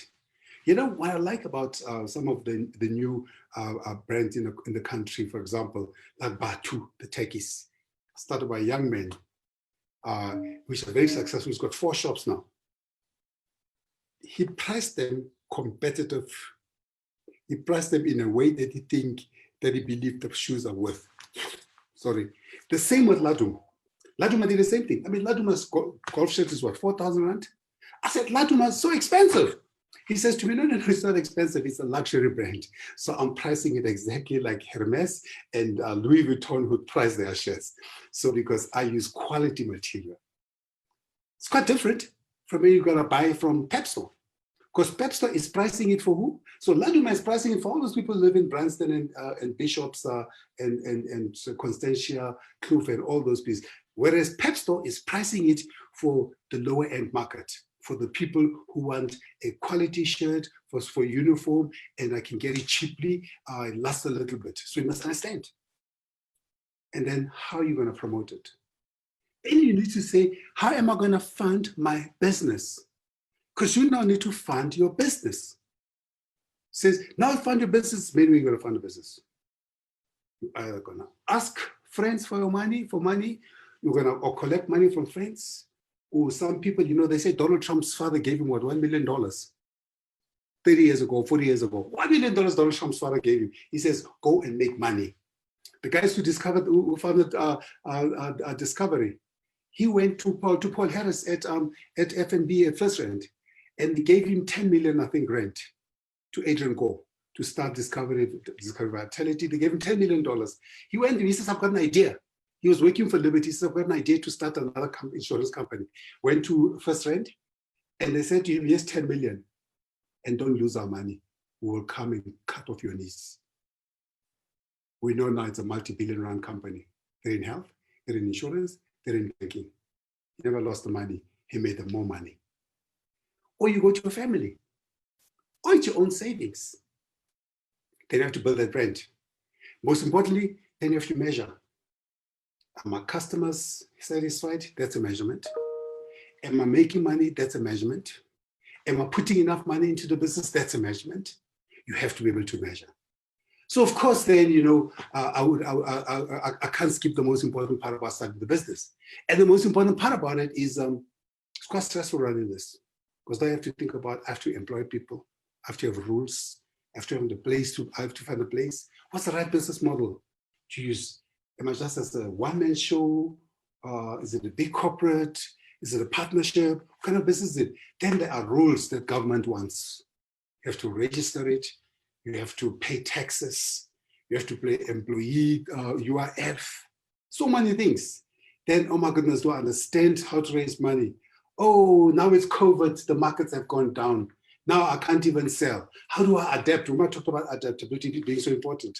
Finding people to work for you. Then instead of to sell the products, you have to get a team to go sell it. Then, of course, there's technology. And then he says, how do I move my business forward? So how are you going to brand and sustain this business? So let's talk about that, because I know a little bit about that. So thing to remember is that your brand is not a logo. It's not a logo. It's not a logo. A brand is a promise made and a promise delivered. That's what a brand is. If you remember only one thing today about building your business and building your brand, is that a brand is the promise that you make and a promise that you deliver to your customers, to investors, to shareholders, to everybody. It's a promise you made. To shareholders, you say, I promise you, if you borrow me 100,000 rand, I will return to you 125 at the end of 12 months. It's a promise you make. When you return 125 or more, they say you're a great brand. You're a trustworthy brand. If you return less than that or you lose the money, they say don't go there. That's a bad brand. It's a bad brand, that one. It's like those Bitcoin guys. Or to customers, you say, if you use my product, Herbalife, you're going to get big muscles like Tumi Session and everybody. You are going to be just the main person in this town. If I don't get those six-pack, they say, I don't trust that brand. That's what branding is. Nothing special. Like Coca-Cola. None of you were born. 1982, 83, when Coca-Cola changed the taste of Coke. Coke was number one. Coke has been around since 1886, before all of us were born. Maybe there may be one or two of us here who was born in 1886. I wasn't. So Coca-Cola in 1886. You know the brand Coke. Things go better with Coca-Cola. Coke, the real thing. Always Coca-Cola. So they changed the taste of Coke, and they began to look, and Pepsi, and the customers rebelled.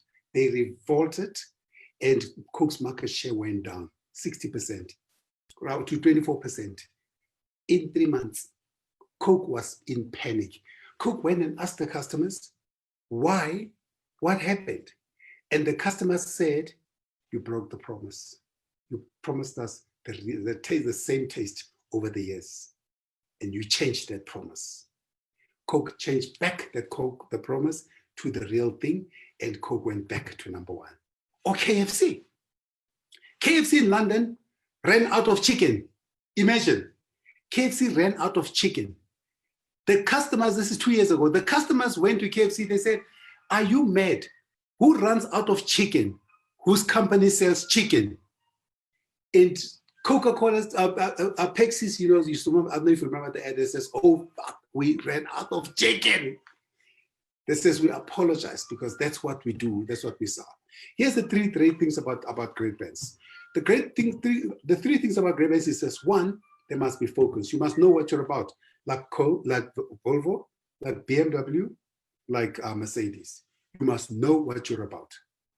Know what your brand is about, know what it is that you sell. So BMW always says sheer driving pleasure. Volvo says for life. Mercedes says the best or nothing. I hope some of you are going to watch Formula One, obviously, this weekend. Lewis Hamilton is going for his 4th win in a row. Must drive a Mercedes-Benz. So that's focus. You know exactly what you promise. Like Volvo doesn't promise you 20 million things. Volvo only promises you safety. The second thing about great brands is they are distinctive. They are different from all others. Do you guys know, does anybody know Puma? So I'm sure you guys know Puma. And I'm sure you know what Puma is about. I always ask people the question, do you know what Puma is about? They're like, yes. I said, what is Puma about? They said, Usain Bolt. I said, Usain Bolt, what does he do? He said, sports. They said, that's what Puma is. I said, sports, Puma. They're like, I'm sorry. Oh, there's another Puma. So distinctive is about ensuring that your brand doesn't look like any other brand. So that's the idea about distinction. Because if you're not distinctive, then you have to go. So you must stand out, be different, or step out of the way. So when you're building your brand, those are the things you have to think about as well. The third thing about you building your great brand is you must remember, great brands also change over time. You must change over time. You must update your brand. Do you guys remember 1990? How 1990 when Mandela came out of jail? Look how skinny everybody was. The TVs were so big. Then people started getting tenders, big jobs, moving up in the world. And guess what happened? The TVs lost weight and we gained the weight. So, but great brands change over time. You know, they asked the people at Nokia, they said to people at Nokia, you guys used to be number one. Everybody used to have a Nokia. What happened? They said, we did nothing, and we lost. They say, you see, Nokia, that's your problem. You did not evolve. You did not move with the times. So great brands, you have to move with the time. So how do we now brand you? Because you see, when it comes to entrepreneurship, you are the brand. They buy you first. They have to get confidence in you. So what is your brand? In entrepreneurship, you are the CEO of Me Incorporated. You are running that business called you.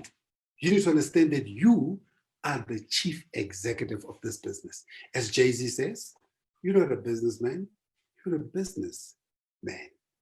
So you must understand that you are a business yourself. You are selling you as well. And in order to do that, I'm going to give you 7 things I want you to remember today. The first one is, remember, when you're building your own business, your own brand, your own personal branding, one, there must be clarity. In other words, you must know who you're about. Because as business who started, Amazon said, your brand is what people say about you when you leave the room. It says when you leave the room, people are going to talk about you. That's who you are. So you need to be clear if you know what your brand is. That's what Stephen Covey says. Seek first to understand and then to be understood. So you must understand who you are before other people can understand you. So that's why I'm giving you small advice. But you know this already. You know, when you talk to people on WhatsApp call, you slide down and you record the conversation. When you leave the room, you leave the phone on record, hide it, and leave in the meeting. Because you know what? As soon as you leave, they start talking about you. Whatever they say, that's the truth. Your job is to fix that truth, not to fight with them, because it is what it is. So you must understand what people are saying about you when you're building your brand, to understand what people say about you, because that's important. And you must understand what makes you different, because as Jackwell says, if you don't have a competitive advantage, then don't compete. Just stay out of the way. You must understand what's that. As I say about Mandela, he's a complete sentence. Finished. What is your sentence? If they have to write about you in one sentence, what will they say about you? That's clarity. What will they say about you? Second, credibility. You must be credible. Do you know, like City of Cape Town used to have this beautiful ad I used to love. It used to say, the city works for you. And this was their logo. I was like, oh, what a beautiful logo. They work for you. If the city works for you, that's an excellent proposition. So if the city works if the city works for you, it means that this is what the brand is promising you. Well, to other people, this is what they see. They see just poverty. So does the city work for you? So clearly the city does not work for you, for everybody. As they say, the city works for a few. Credibility is about making sure that when you're coming up with a personal brand, or even when you're coming up with a brand for your business, don't come and make up beautiful statements that you cannot back up. You must be able to back up your statement. 3, competence. You must be competent, you must be good at something. As the CEO of Brightpoint said, you can get away on charm for about 15 minutes. After that, you better know something. Competence is understanding that your business is not about trying to make money, because you can make money from anything. You need to be knowledgeable, experienced, and have an ability to do something. You heard a lot about that today. What do you know? What are you good at? What can you do? 4th, packaging. Got to be able to package yourself. You know what? This is young Obama before he became president. This is Obama when he became president. CNN spent an hour dissecting his suits. The man only wears black suits. But they said, you know, he is so presidential. This is what a president looks like. And they said, you know, the way he comes across, confidence, how he wears his suits. So you need to understand, how do I package myself like for the business I want to go into? So you need to understand that. So as Jack Nicholson says, with my glasses on, I'm just Jack Nicholson. Without them, fat and out of shape. I'm just fat and 60. So he says, this is my look, my signature. What is your signature as an entrepreneur? How do we know you? We know Steve Jobs always used to have the black polo necks and the blue jeans. That was his signature. He says, that's how I operate. Whereas other people, you know, they wear suits. Mandela's signature was what? The Mandela shirts. So even you as an individual going to sell your business, you also need to understand what's your signature. You know, of course, these days in the digital world, if you know what your signature is and you're going to do a Zoom meeting, we still expect you on Zoom meeting to be packaged as we expect you as a businessman. Okay, we're not going to see your feet, so it doesn't matter. But at least from the waist, from the shoulders up, we can see, oh, yeah, it's Tabby, that's how we expect it. Because when people make decisions about working with you, 55% are going to base them on the visual, 38% on how you speak, 7% on what you know. 55% of the decisions they make are based on how you look, how your presentation looks like, how it's presented. 38% on how you speak. So, you know, yeah, you can't say, I've got an idea, They're going to say, this man doesn't even speak the language. And it doesn't project properly. And 7% is the content. So sometimes even if you know something, it's not good enough. It's how you deliver that something that matters. 5, you gotta have the connections. The connections are all about understanding who's in your network, who should be in your network. Most importantly, who should we fire from our network? Because some people you need to get rid of. Because those people, as they say, birds of a feather flock together. Some people are bringing you down. At the end of today, think about it. Who's bringing you down? Kick them out of your network. Kick them out of your network. You know, your network, as they say, is your net worth. Your network is your net worth. 6 out of 7, the 6th point is about communication. In the past, they say you could be obscure, but now you have to stand out. You can do you use advertising? Maybe. But if you're going to use advertising, it better work like this one. Better be strong. It works like this one. Text and drive. That's from a funeral home. This is a perfect advertising. Because when you text and drive, what's going to happen? You're going to die. And Wathan Funeral is going to get a customer. So your advertising must work for you. You're not just about coming up with words. But of course, sometimes you don't know which advertising works. Sometimes about sponsorship. Sponsorship. But you know, when it comes to sponsorship, there's a sucker bond every 3 seconds. We don't know what works and what doesn't work. Social media, shoo.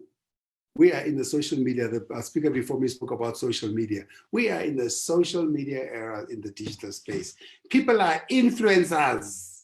People are influencers. They're out there spending days getting proper lights, getting cameras, makeup, fixing, face beat, yonke beat, just to look good on this thing. You know, not everybody understands how it works. You know, some people do, some people don't. But of course, everybody's in it. But I tell you, the speakers before me spoke about it. Before we hire you, before we give you a business opportunity, before we invite you onto the board, before we give you your loan, we're going to Google you. We're going to check your profile. We're going to check your Instagram. We're going to check your Twitter. And as this guy says, I looked at your Facebook. There's no way you get in this job. You're like, but yeah, but it was me on my person. There is no such thing as personal in the digital era. So forget everything anybody has told you. In the digital era, nothing is personal. Even your WhatsApp is not personal anymore. Because there's now WhatsApp Live, and people screen grab your WhatsApp and they pass it on to other people. So remember how we found out that about many people's scandals. In the digital era, there is nothing personal anymore. everything is par for the course. We're going to screen grab, we're going to share, we're going to retweet, we are going to repost, we're going to do everything. Sharing isn't always a virtue. I wrote this article a few weeks ago for The Star. But when it comes to branding, remember, everything brands you. 7 out of 7 is congruence. Everything must work together. Everything must come together, because there can be no happiness if the things that you believe in are different from the things that you do. So you must do the things that you believe in.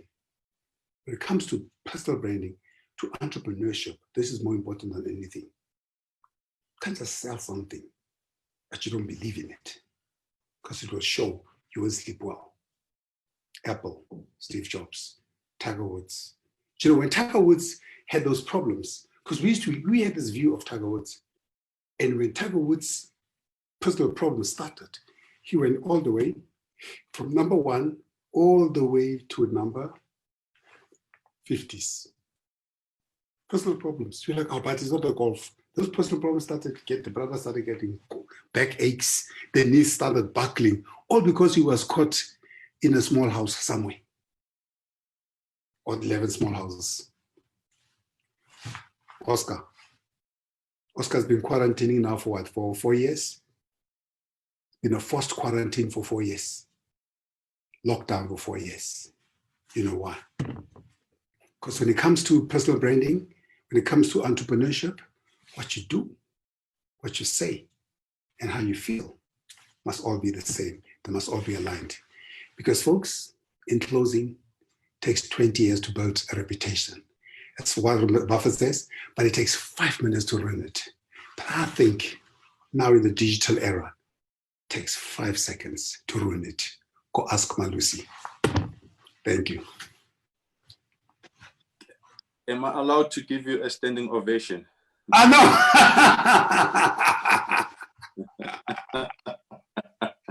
Oh, Bandy. Tebe, I'm not going to spoil it with questions, because the only thing that has been coming through, honestly speaking, can we have your contact details? Can we have that presentation? Can we have him recorded? Can we have him playing over and over again? Because I'm sure people are so overwhelmed in that they don't know what questions to ask. So I'm not going to spoil it with questions. Please go back to your slide with your contact details, if you can. They are looking for your contact details. Let's keep them there a little bit longer. Yes, let's keep them there a little bit longer. People, take your screen grab, take your pictures, take your photos. That was awesome. That was awesome. Thank you so and much. Can I ask you to add 2 more quotes on your presentation? Okay, the first one. Stop chasing the money. Yes. And start chasing the passion. Yes. That was by Tony. Yeah, that was Tony Shea, the CEO of Zappos. Stop chasing the money and start chasing the passion. Exactly. And then this one is an unknown quote, but it says, some people dream of success while others wake up and work. Correct. I love that. Thank you, Tebe, you've been very awesome. Thank you very much. Thank you. Thank you. We will share these presentation. I'm hoping people are, so you're going to be trending. So this is going to be recorded and trending. So do not be surprised. Thank you very much, Tebe. Thank you. Thank you. Thank you so much, my brother. All the best. All the best, Bandi. Be in touch. Thank you. Thank you. Yeah. Sure. That was a good motivation. That was a good insight. He was bringing it all together. Remember his 7 out of 7 congruence, that things must speak to each other. So whatever Mpho Museki said earlier, whatever Tebi said, whatever Cindy Ross said, and whatever, what's the name, Miss Kusa said, it all is tying in. Ladies and gentlemen, I think we deserve a 4-minute break. Can we be back at 13:25? And I'm sure you know where the ablution facilities are. You know where the smoke area is at your place, even though you shouldn't have cigarettes.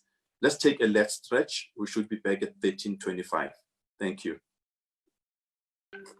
Welcome back, ladies and gentlemen. And I'm hoping you are settled. And I'm sure GearUp4Work Summit is giving you those wonderful insights. The next speaker is a gentleman I call a brother from another mother who's very passionate about the topic he's going to talk to us about. And knowing him, I won't be surprised if he's going to speak from the heart, because I think everything that he will say is just sitting within the knowledge that he has. So John Manyike is the head of financial education at Old Mutual Limited. He's passionate about helping ordinary South Africans to achieve their financial goals. And financial education and awareness is his passion point. And he's actually the spokesperson for Old Mutual around the topic.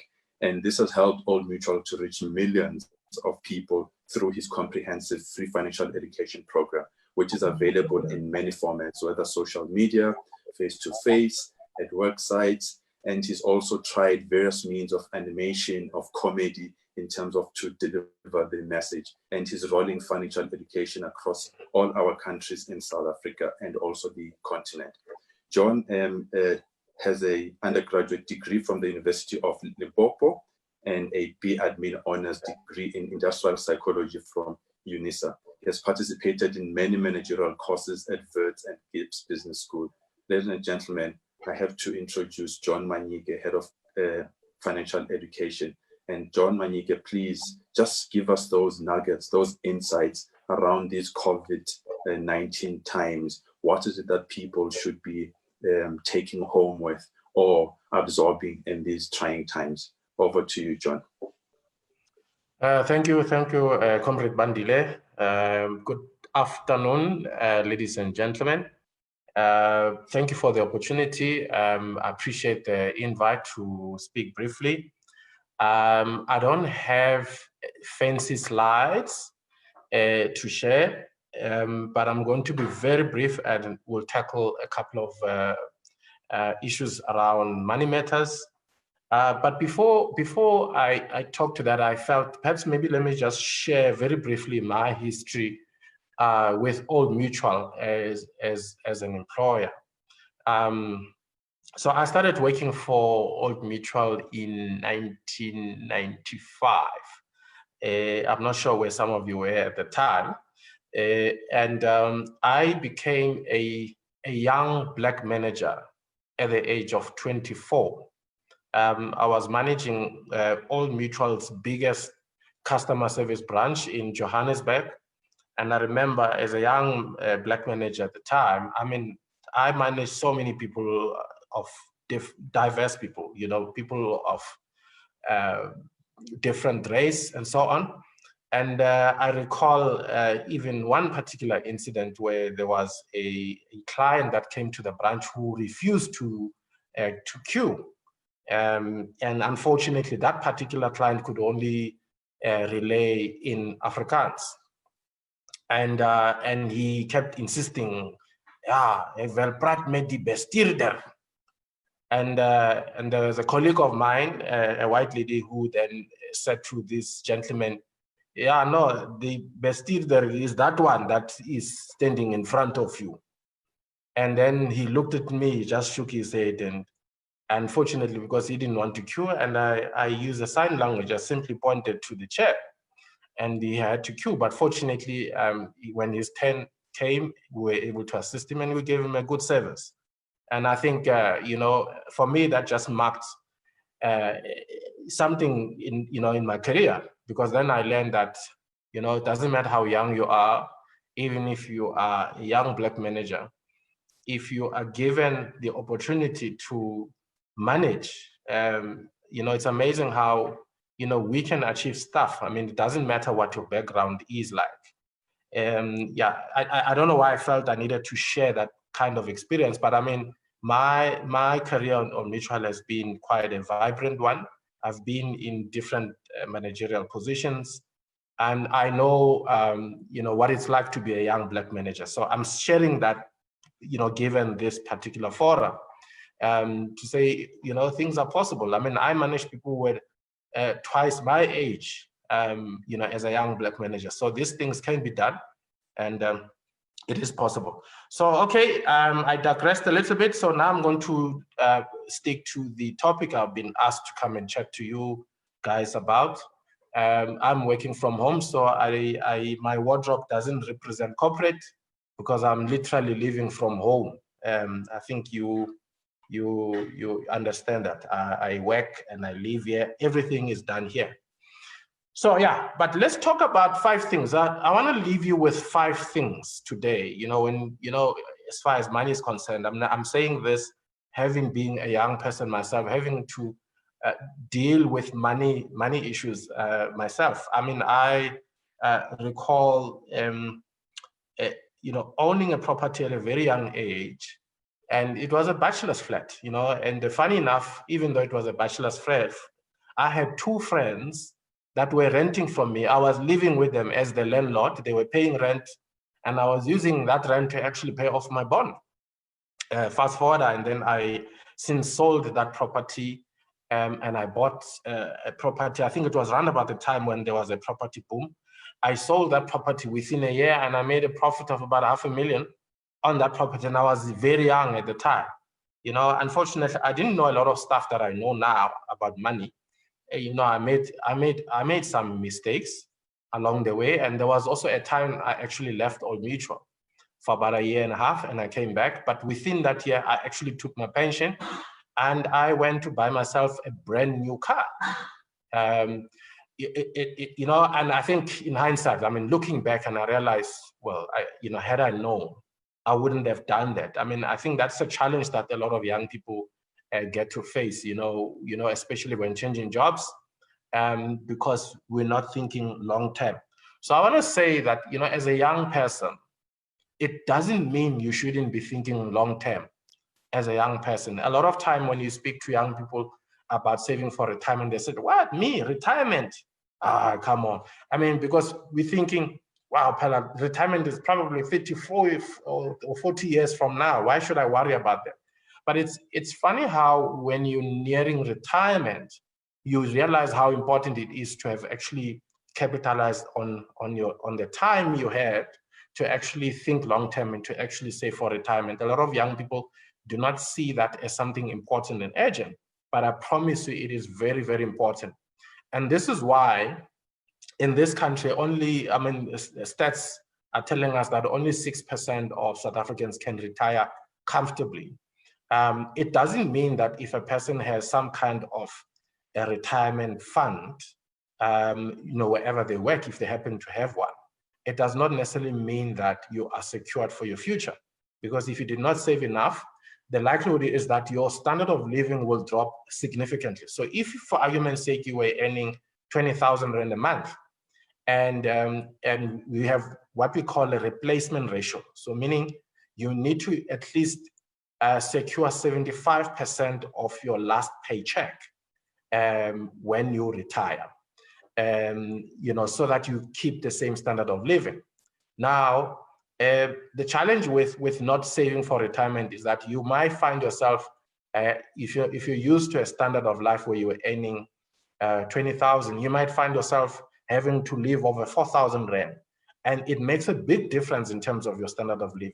Again, you know, research is telling us that 1 in 3 believe that their children will look after them when they retire. And I assure you, you know, things change. You know, when you retire, there's no guarantee that your children or grandchildren will have a slush fund and every month they will send the money to you. It doesn't always happen like that. So I want to encourage you today to always think long-term. Whatever it is that you do, think long-term. The decision I make today, how is it going to impact my future, my well-being in the long run? You know, because we tend to focus on the immediate challenges and not thinking about the future. I think if you consider what's happening now with COVID, you realize that especially amongst artists or even soccer players, a whole host of people who were not thinking long-term, when there's a shock, then there's a crisis because the people were not even thinking of things like emergency funds and stuff like that. Then we suddenly find ourselves being in a crisis. So thinking long-term, even as a young person, is very, very important. And that should be directly linked to your vision. What is your vision for your life as a young person? What is it that you want to achieve? So that conversation is very, very important for one to have. So the second thing I want to talk about is the trap of living for the now, you know, and which is a challenge for a lot of young people, that we want to live for the now. It's not about you know, tomorrow. and there's a lot of consumerism. Now I wanna challenge you and say, look, you don't owe anybody a particular look, and there's no need for you to dress up in a particular way to validate your value. So I mean, if you look at some of the billionaires in the world, if you really look at them, and as even when they appear in public spaces, you will not see them rocking up wearing expensive labels, because they don't see a need to brand themselves by simply investing in expensive labels. So okay, there's nothing wrong if you can afford, but the thing is that shouldn't actually rule your life in terms of how you live. Because the challenge for a lot of young people is having to deal with that, at all costs, having to be wearing expensive labels, just so people can profile you in a particular way. So that's why I think it's important not to find yourself in that trap. In fact, if you look at brands like Porsche, I know somebody might be an expert in pronunciation. They will say it's not Porsche, it's Porsche. It doesn't matter, but we know. I'm talking about the Porsche. Or a Lamborghini, for example. You rarely see adverts of those cars, but they're still selling, to their target market. And I think they understand the fact that, the value, the fact that it's not advertised doesn't change the value of the car. The car is still valuable, and the same applies with you. It doesn't matter the kind of clothes that you wear. You're still valuable in your own way, and you don't need to package yourself in a particular way for you to validate yourself. And I think it's important. I think if a lot of young people can overcome that pressure, and I think we'll be going somewhere. I mean, I've lived my life on campus years ago when I used to be a student. I mean, and I used to see, some of my peers. I mean, we came from a very humble beginning, and when you meet them at varsity, and all of a sudden you realize the way this person is dressed up, and if you know where they come from, where they live, the two do not meet. I think I just needed to also highlight that we don't get trapped in living for the now. I know we live in the world of things. We want things to happen quickly. You put things in a microwave, 2 minutes, noodles, everything happening fast. But anything that you want to build for long term takes time and requires a lot of patience. The other thing I want to talk about, the third thing I want to talk about is this exercise called budgeting. Again, it's not something that people get excited about when you talk to people about budgeting, but I promise you, it is a very worthwhile exercise for your financial well-being. So basically, budgeting is really telling your money where to go instead of wondering where your money went. If you can get into the habit of budgeting, don't just assume that, I know this is what I have and it doesn't change. You still need to get yourself into that habit of sitting down, writing down, and controlling it. Take control of your money. Be the boss of your money, and instead of your money bossing you around.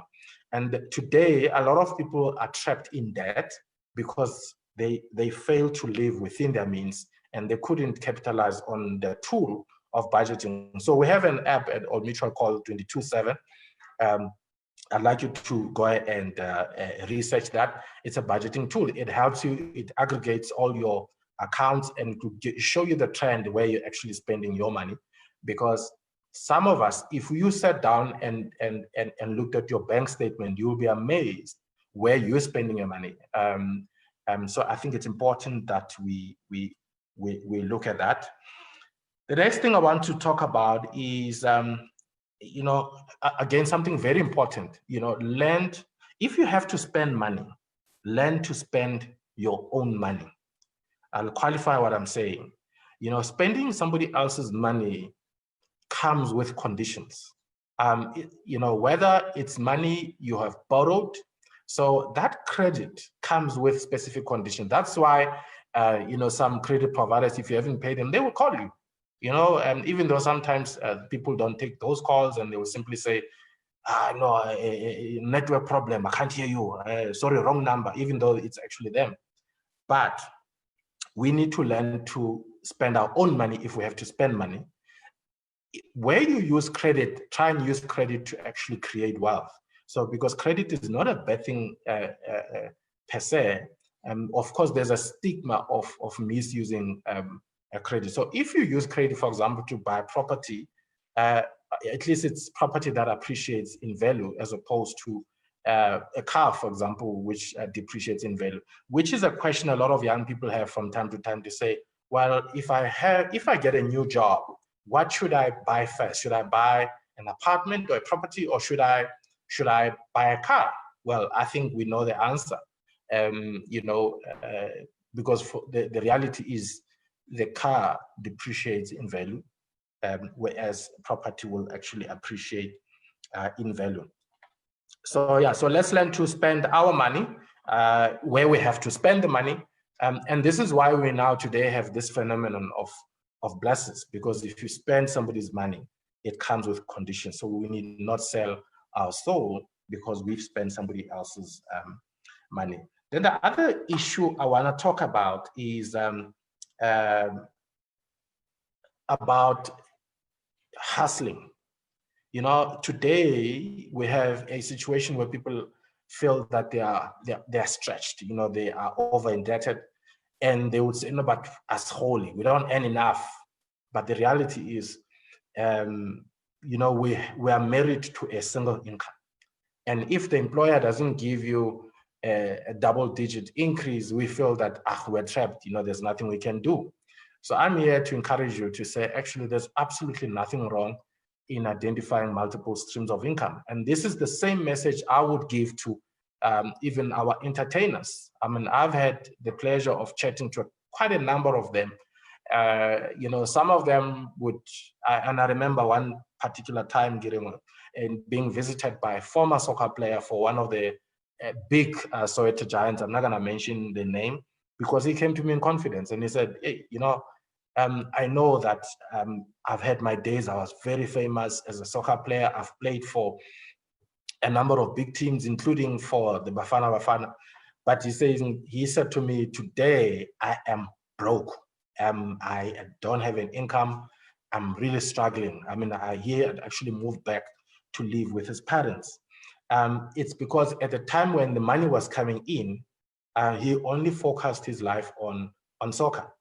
And so when that career ended, and then that's how his financial well-being also went into ashes. So this is not only unique to soccer players or even entertainers in general. It even applies on people who work in the corporate world or who are public servants, that if you don't invest in identifying other alternatives of generating income, you will have a challenge when there's a shock, especially now when we're experiencing the shock. You know, a lot of artists are under pressure now. They're not performing. Some of them used to make about 150,000 rand every weekend with gigs, and now everything has stopped because of no gatherings and stuff like that. But I think we're taking some hard lessons. So I want to encourage you to say, let's take those hard lessons even now, given what we are seeing. So I think I'm gonna leave it there for today.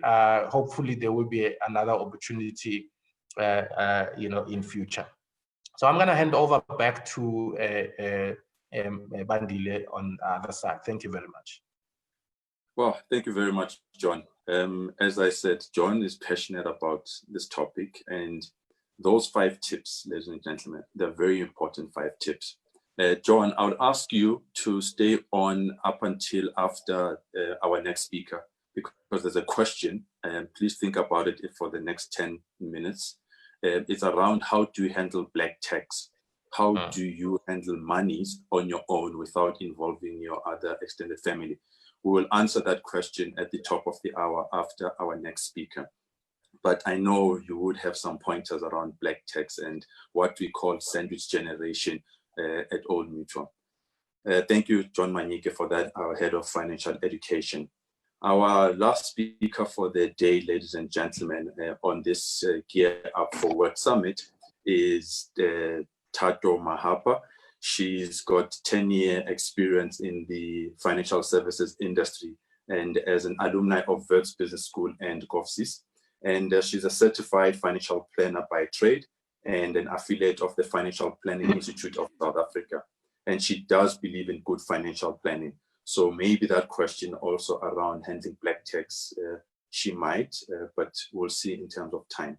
And she's a newly appointed chairperson of the Limpopo Provincial Management Board, and her primary goal is to ensure that this structure is elevated to promote productivity, recognition, inclusivity, and transformation. And apparently she is a proud Amapara supporter and Men United, what a combination. And she's obsessed with basketball and will challenge anybody on a game of table tennis any day. So we've got a financial guru and we've got a Barania menu. What a combination. Tato, welcome. What a combination indeed. It is an interesting combination. Thank you so much, Tato. Yeah, not to put pressure on you. You're the last speaker and you've got certainly. about 13 minutes and you're going to tell us about aspiring financial advisors. The floor is yours. Yeah. No, absolutely. Thank you very much for having me. I really appreciate the opportunity to be engaging people about this wonderful career that we have in financial advising, which is something that I have enjoyed over the past, I think, over a decade, as it has been shared in my biography or introduction, rather. But where I want to start, you've had the opportunity, obviously, of listening to everybody chat to you today, whether it is about crafting your CV or establishing a reputable or relevant social presence or social media presence or your personal branding. So all of those things that are really important for you to put your name out there. But I'm sure some of you, wherever you are sitting, you're asking yourself that, right, in this current environment, do I even have an opportunity to even find employment? So that's the first question, which I'm hoping that you're asking yourself. And because that would also inform what you're going to do about the information that you've enjoyed today. And then secondly, you're probably also asking yourself that, is there even any sense in starting a business in an environment like this, right? Of course, we are under a pandemic right now. We're experiencing a recession in this country, and there's many other problems that we are experiencing, whether on our shores or even globally. So all of those questions are really relevant questions. And I do want to answer those questions for you towards the middle and towards the end of my conversation, because I do note that they're pertinent questions and they need to be answered even in this conversation that we're having today. I also want to share a story with you. So I got into this industry because I had an interest in money. I had an interest in understanding money, right? That what is this thing that everybody is so obsessed about? And why is it that it really makes the world go round? So that was important to me. But more importantly, I also am interested in people development. I'm interested in having a purpose, in changing lives, right? And when I started in this industry, obviously, I did not know that it would lead to me finding a purpose in this, in what I do, but it resulted in that. And that's the story that I want to share with you. Many of you also come from environments, just like I have. I'm sure you can relate to the story that I'm telling you, that many of us have a different kind of relationship with money, or maybe you cannot even relate to money because money to you was a lack, right? Or money to you was a sense of negativity because there was such a shortage of it. Or money to you was just something that was never even spoken about in the environment that you were raised in, right? I think a lot of you can identify with that. And that was the case for me as well, right? I knew nothing about money. And when I say nothing about money, I'm relating to things that my colleague John referred to, things like budgeting or understanding what a budget means, understanding savings, having a goal that you're saving towards, which is very important when you're starting in your financial planning journey. So all of those things inspired me to get into this industry. And as time elapsed, obviously, there's many other things that we're rewarding about this industry, the impact that we have in the communities that we serve, our customers, and how we change their lives, how we partner with them and help them to create positive futures for themselves. Those were the things that started speaking to me as a human being and helping me to find my purpose. If I can just ask for the next slide, please. All right, so today I will chat to you about everything that you're seeing on the screen right now. So in particular, it is the role of a financial advisor. So that will be at the heart of my conversation today. And then at the end or towards the end, I will be talking about, what the process would be should you wish to start a journey in this industry. If we can move to the next slide, please.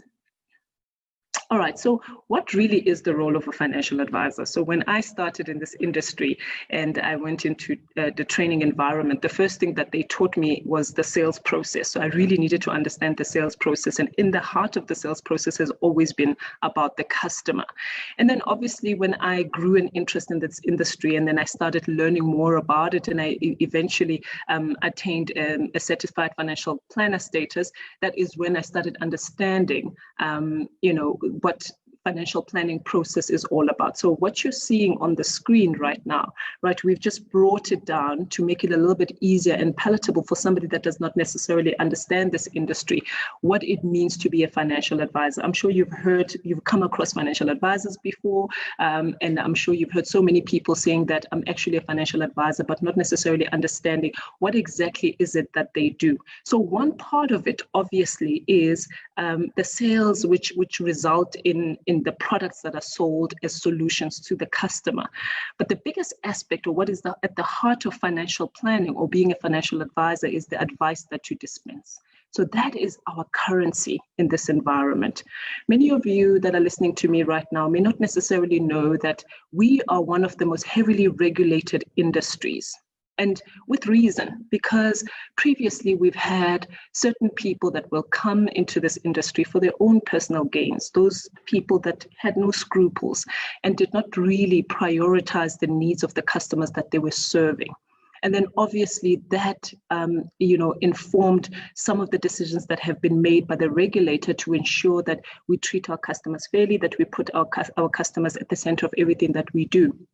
And that in turn has helped to professionalize this industry, which is important for us because of our currency, which is advice. The fact that we dispense advice similar to, for instance, a doctor that would assess what is wrong with you and dispenses advice in terms of how to sort whatever ailment that you may have in your body, similar to an attorney. It is advice. So for us to professionalize our environment, we also had to be regulated. And that regulation brought a lot of meaning in terms of how we engage with our customers, brought a lot of meaning in terms of the customer solutions that we provide, the customer value propositions that we come up with. Everything had to be right at the center, or the customer had to be right at the center of everything that we do. So the financial advisor then is tasked with ensuring that they do a proper financial needs analysis. That financial needs analysis, whether it's by a certain tool, gathering information from the customer, establishing that kind of rapport with the customer and identifying gaps in their financial planning situation. And once you do that, then you come up with solutions, but those solutions need to be very relevant and befitting to the customer's current situation. So it will depend on where the customer is in their journey of life. So whether they're starting out, like many of you probably will be, or whether you are starting a family, or you are right there where you are a little bit mature in your career and you're making really big financial decisions. So all of that are really important. It's also important to also take into account the events that may happen in the customer's life cycle, okay, because certain things will happen, whether they lose their jobs, okay, that's an event, or whether they have a child, that's another event, whether they get engaged, it's an event that will require proper financial decisions, and that's where a financial advisor comes in. So once you have done that, you determine the goals of the customer. What is it that the customer would like to achieve? And once the customer is very clear about that, then you start crafting strategies that you're going to implement with the customer. Because remember that the plan that you come up with as a financial advisor, the customer has to really agree with and has to make sure that it's something that they will see through. And you need to be the one as a financial advisor that keeps that customer honest. So every time the customer says, you know what, I'm hitting a financial snag, I think I should just deviate from this goal, you bring the customer back and say, remember when we had this conversation, this was really important to you.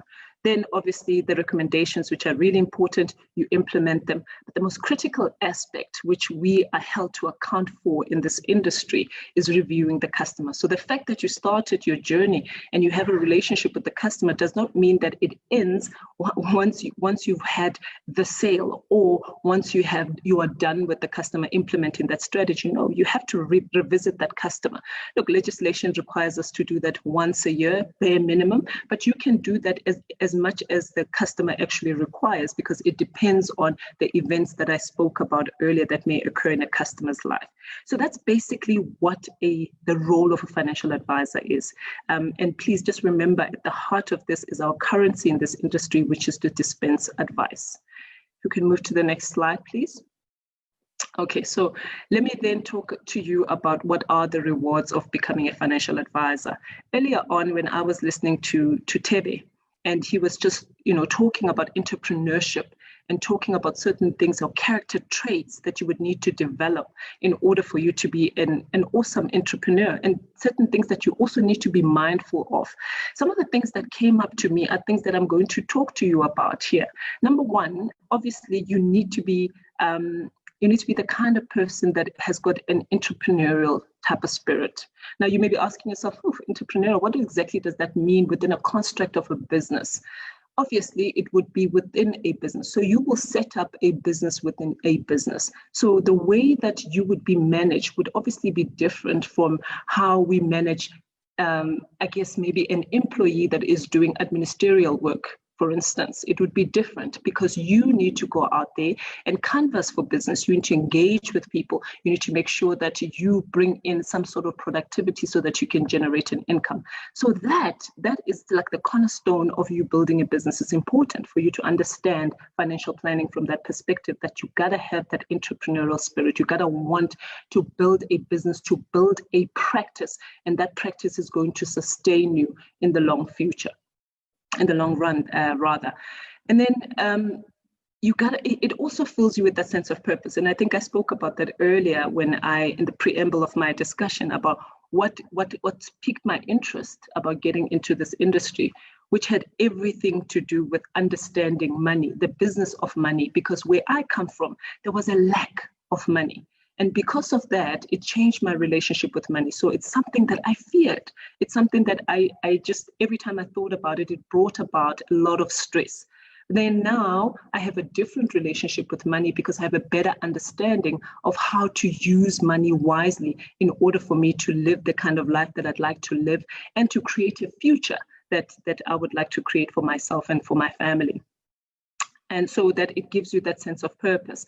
And more importantly, that purpose is also associated with the relationships that you're going to build with your customers and the solutions that you're going to provide for them. And more importantly, whenever an event happens in their lives, you're going to be the first person that they're going to call, or their family are going to call you first, because you are the person that will come with a solution, because the plan was started or crafted with you.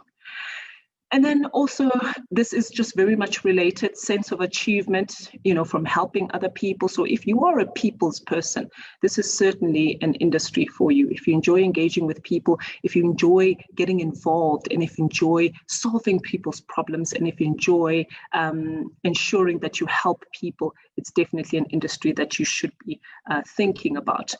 All right. And then also, I think that, when you link it with, being entrepreneurial, the kind of skills that you're going to, I guess, harness from that experience lead into ensuring that you are the kind of person that can start anything, that can actually do a lot of things. And so that creates opportunities for you along your path from a career perspective as well. It can also be very financially rewarding, but then it's all about what you put in. I think one of the things that was mentioned earlier on as well in the conversation from some of the speakers is discipline.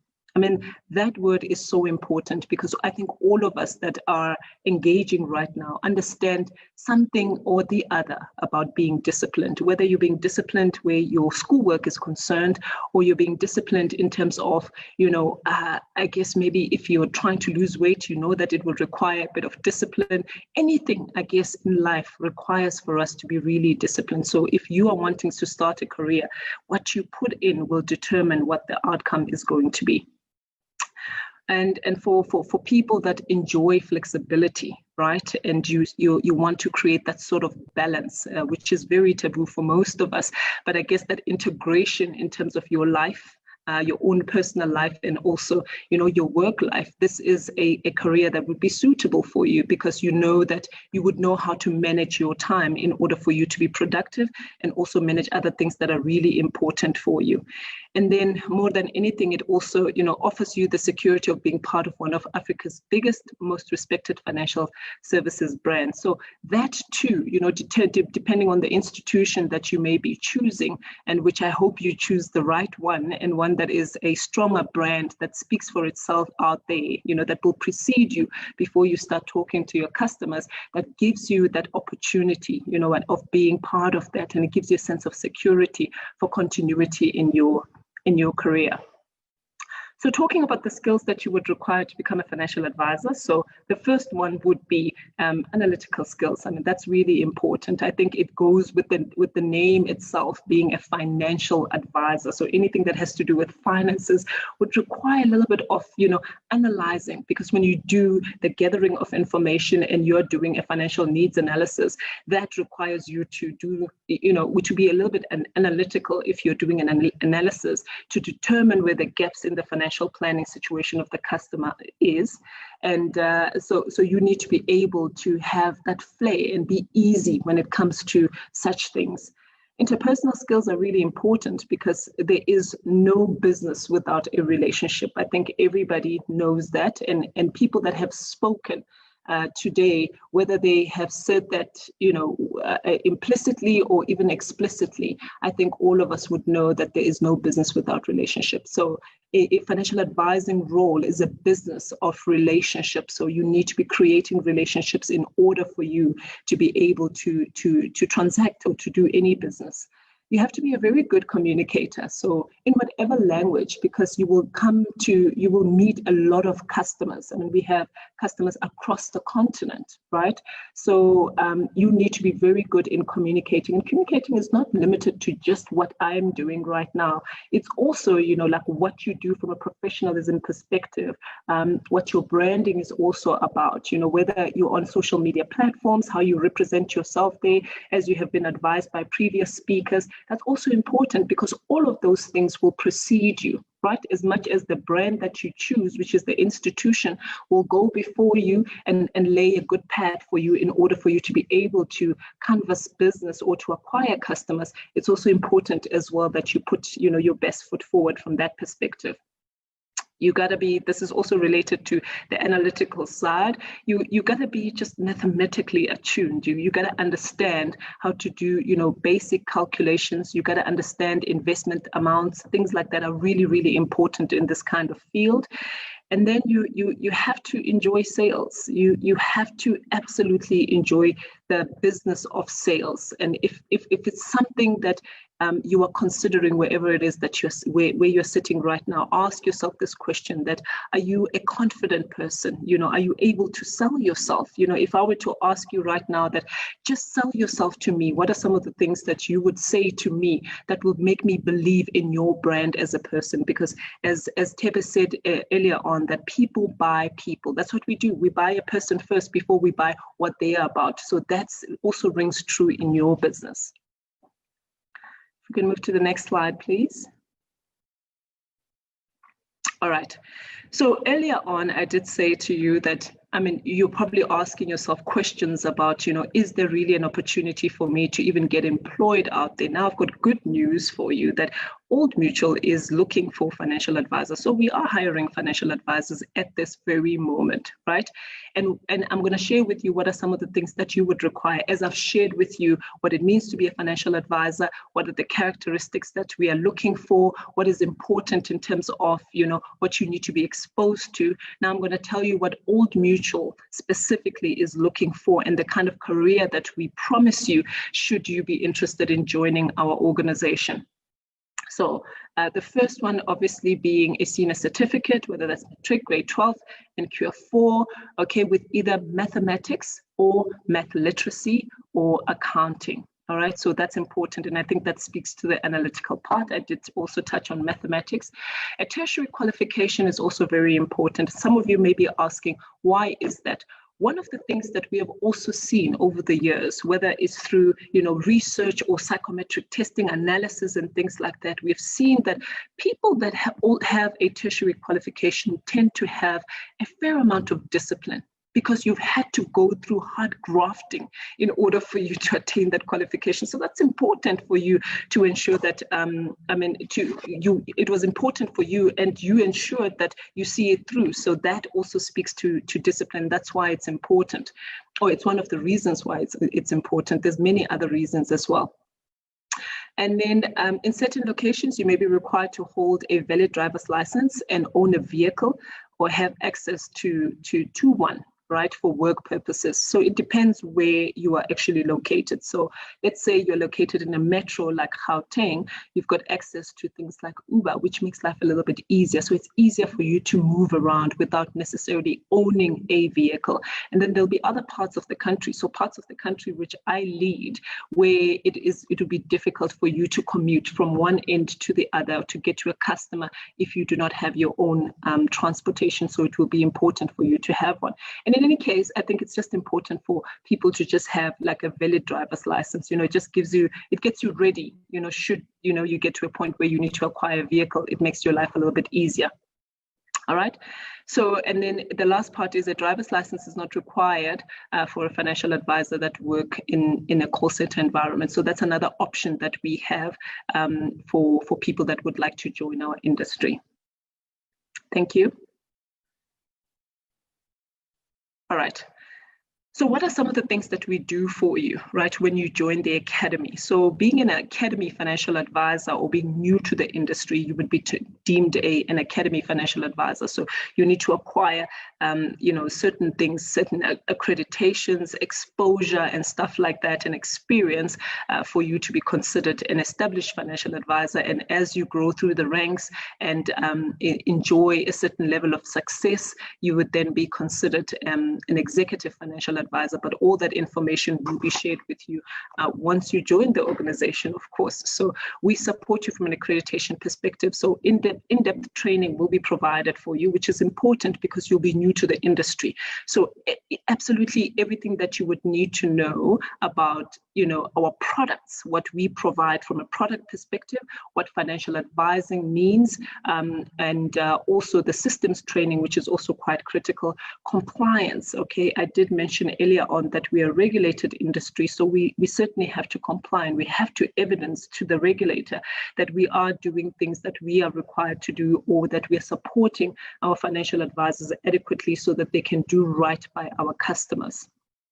And then also we provide training from a legal and technical perspective as well. So we have got the support of our legal advisors, and these very legal advisors as well also help you when you go out there to engage with our customers in providing certain solutions that you may not necessarily be able to provide. And just to give an example, crafting an estate plan for a customer may be something that you're not going to be comfortable with if you're very new to the industry, unless you've got a legal degree and you're also a CFP, then it would be different. But they will be people that will be assisting you with such requirements from a customer perspective. And then there's also mentorship. So one of the things that attracted me to Old Mutual 8 years ago when I joined from a different institution is the whole idea of general practices. Okay, so these general practices means that if somebody's new to the industry, they get paired up or they get recruited into somebody's practice that has been there in the industry for a very long time. And this person then takes them under their wing as their protege and helps them to obviously canvas for business, helps them to understand the business, supports them, mentors them, exposes them to everything that has to do with financial planning or this industry, which is very helpful, because the first thing that you would require when you start engaging with customers is confidence. And confidence is something that you build. There's very few people that I know that just wake up and they're confident people. It's something that you build over time, and that is supported by your knowledge and also by your exposure. And then obviously financial planning tools. So all of these are things that will give you access to, all the tools, to help you do proper financial needs analysis and plans for your customers, to make sure that, just from a professionalism perspective, you put your best foot forward. So all of these things will also be provided. And then we'll help you to build your practice. And I think that's what's important, because building a practice, a sustainable practice, means that you can have longevity in this industry. More importantly, it will provide you with passive income. So in an environment like this, where we're experiencing this massive pandemic, where it's very difficult for our advisors to go out there and engage with customers, physically. I mean, now we've certainly enabled our advisors to engage with our customers remotely, but where that is also impossible, it has impacted, obviously, their income, their source of income. So now they're relying on that passive income that they have built through their practices. So that's very important, and we provide you with the skills and the support for you to be able to do that. If we can move to the next slide, please. All right. So now you're probably just sitting there also just asking yourself if this is a career for you, if this is something that you would like to pursue, and whether you see an opportunity here. And hopefully you do see an opportunity within Old Mutual, because we're certainly looking forward to bringing you on board. Take a quick self-assessment. If you can just, if you're able to take a picture of this, maybe you can do that at a later stage, but the slide that's in front of you right now just helps you to just assess whether you're the right individual for this environment. Obviously, when we do engage with you and we take you through the recruitment and selection process, there'll be other things that we will require, and that will determine whether you're the right person for this industry. So do you have a genuine curiosity and affinity for people? And I think I did touch on that earlier. Are you willing to spend the majority of your days in conversation with others? That's what the job will require you to do. When you are in conversation with people, you start uncovering a lot of things about them that you need to be mindful of. I'll give you an example. I was having a conversation with one of my friends about 3 days ago. Her grandmother just passed away, and her grandmother was 100 years old when she passed away. So the first thing that I said to her is that, friend, there is longevity in your family. So that just tells me that just from a retirement planning perspective, she just needs to ensure that, she saves for retirement. Look, we're really hoping that the retirement age will change over time as people live longer. So probably people will work until they're 80, or they'll work until they're 90. Look, I have no desire to work, until that age, but I'm just saying that right now, if we look at the normal retirement age for many organizations, around 60. So if you're going to retire at 60, you've got still 40 years ahead of you. How are you going to sustain your life? What's going to be your livelihood? Those are critical things that you need to be mindful of when you're having a conversation with the customer, because you need to inform the customer when you're advising them that these are the things that you need to be aware of, and you need to start planning appropriately for that. So the next one being financial success won't happen overnight. Is it okay if you make less than your friends initially? And this is a reality for many people, because while the industry promises to reward you and to make you, very successful, you have to put in the work. And when you start, it will be very, very difficult, or it will be challenging at first, but then you're going to have to build. And then, as you can see, the rest of the questions, I really hope that you can just spend some time just looking at them. I think it's a lot of things that I've already touched on about our industry, and that will help you to make an informed decision. And should you wish, obviously, to get in contact with somebody, or you're wondering where to apply, the next slide will tell you, will give you the details pertaining to the application process. So there you go. So to apply, just to make it easy for you, just send a WhatsApp message with your details to that number, and somebody will contact you from our talent acquisition hub. I see I'm very much out of time. I really apologize, Mandile, to be taking so much time. I get so passionate about what I'm talking about. I don't know if there are any questions before I depart. Over to you. Thank you. Wow, thank you. You are indeed passionate, and I think people are being fed. They are being fed quite extensively. So if we could also have John Manike on standby. Some of them you have answered them, so you don't have to respond up, but I'll just glance over them. For example, which tertiary qualification that was asked, and if I've got an accounting qualification, would I still also qualify? And then the others were around, should I have graduated for me to apply? So maybe you could answer that one quickly, because obviously that means they do have a matric certificate, but they haven't completed. Can they apply even though they haven't finished their degree? Yeah, no, absolutely. So what we do, because when we take you through the selection process or the recruitment and selection process, there's a lot of things that we are also looking for that will determine whether you'll be a suitable person. So start the application process and let's put you through the process and then from there we can determine whether you're suitable for the industry or not.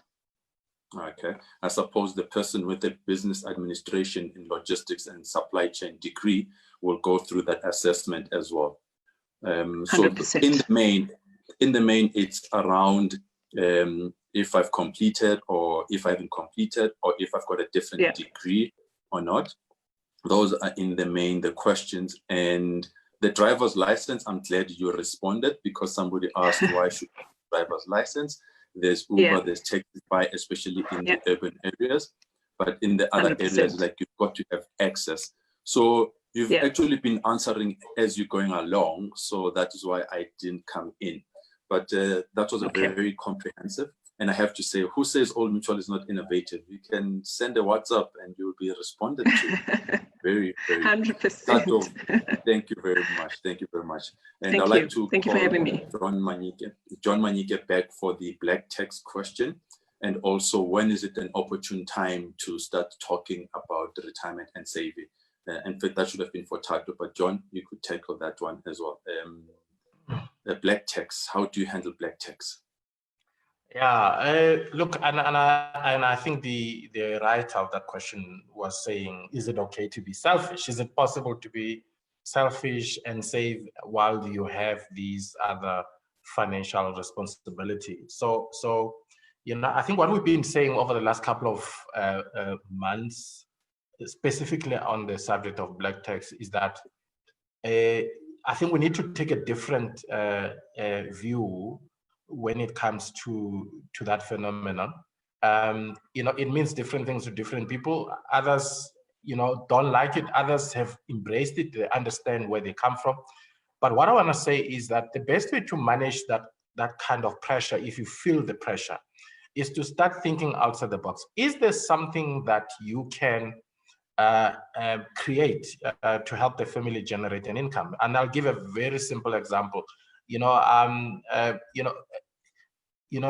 in the townships, for example, you might find that the families live where there's a decent yard where you can actually have extra rooms there, and that is a big business in the townships.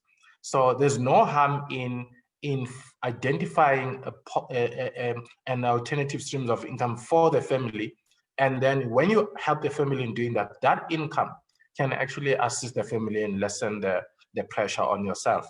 So it goes back to that principle of teaching people how to fish instead of giving them a fish.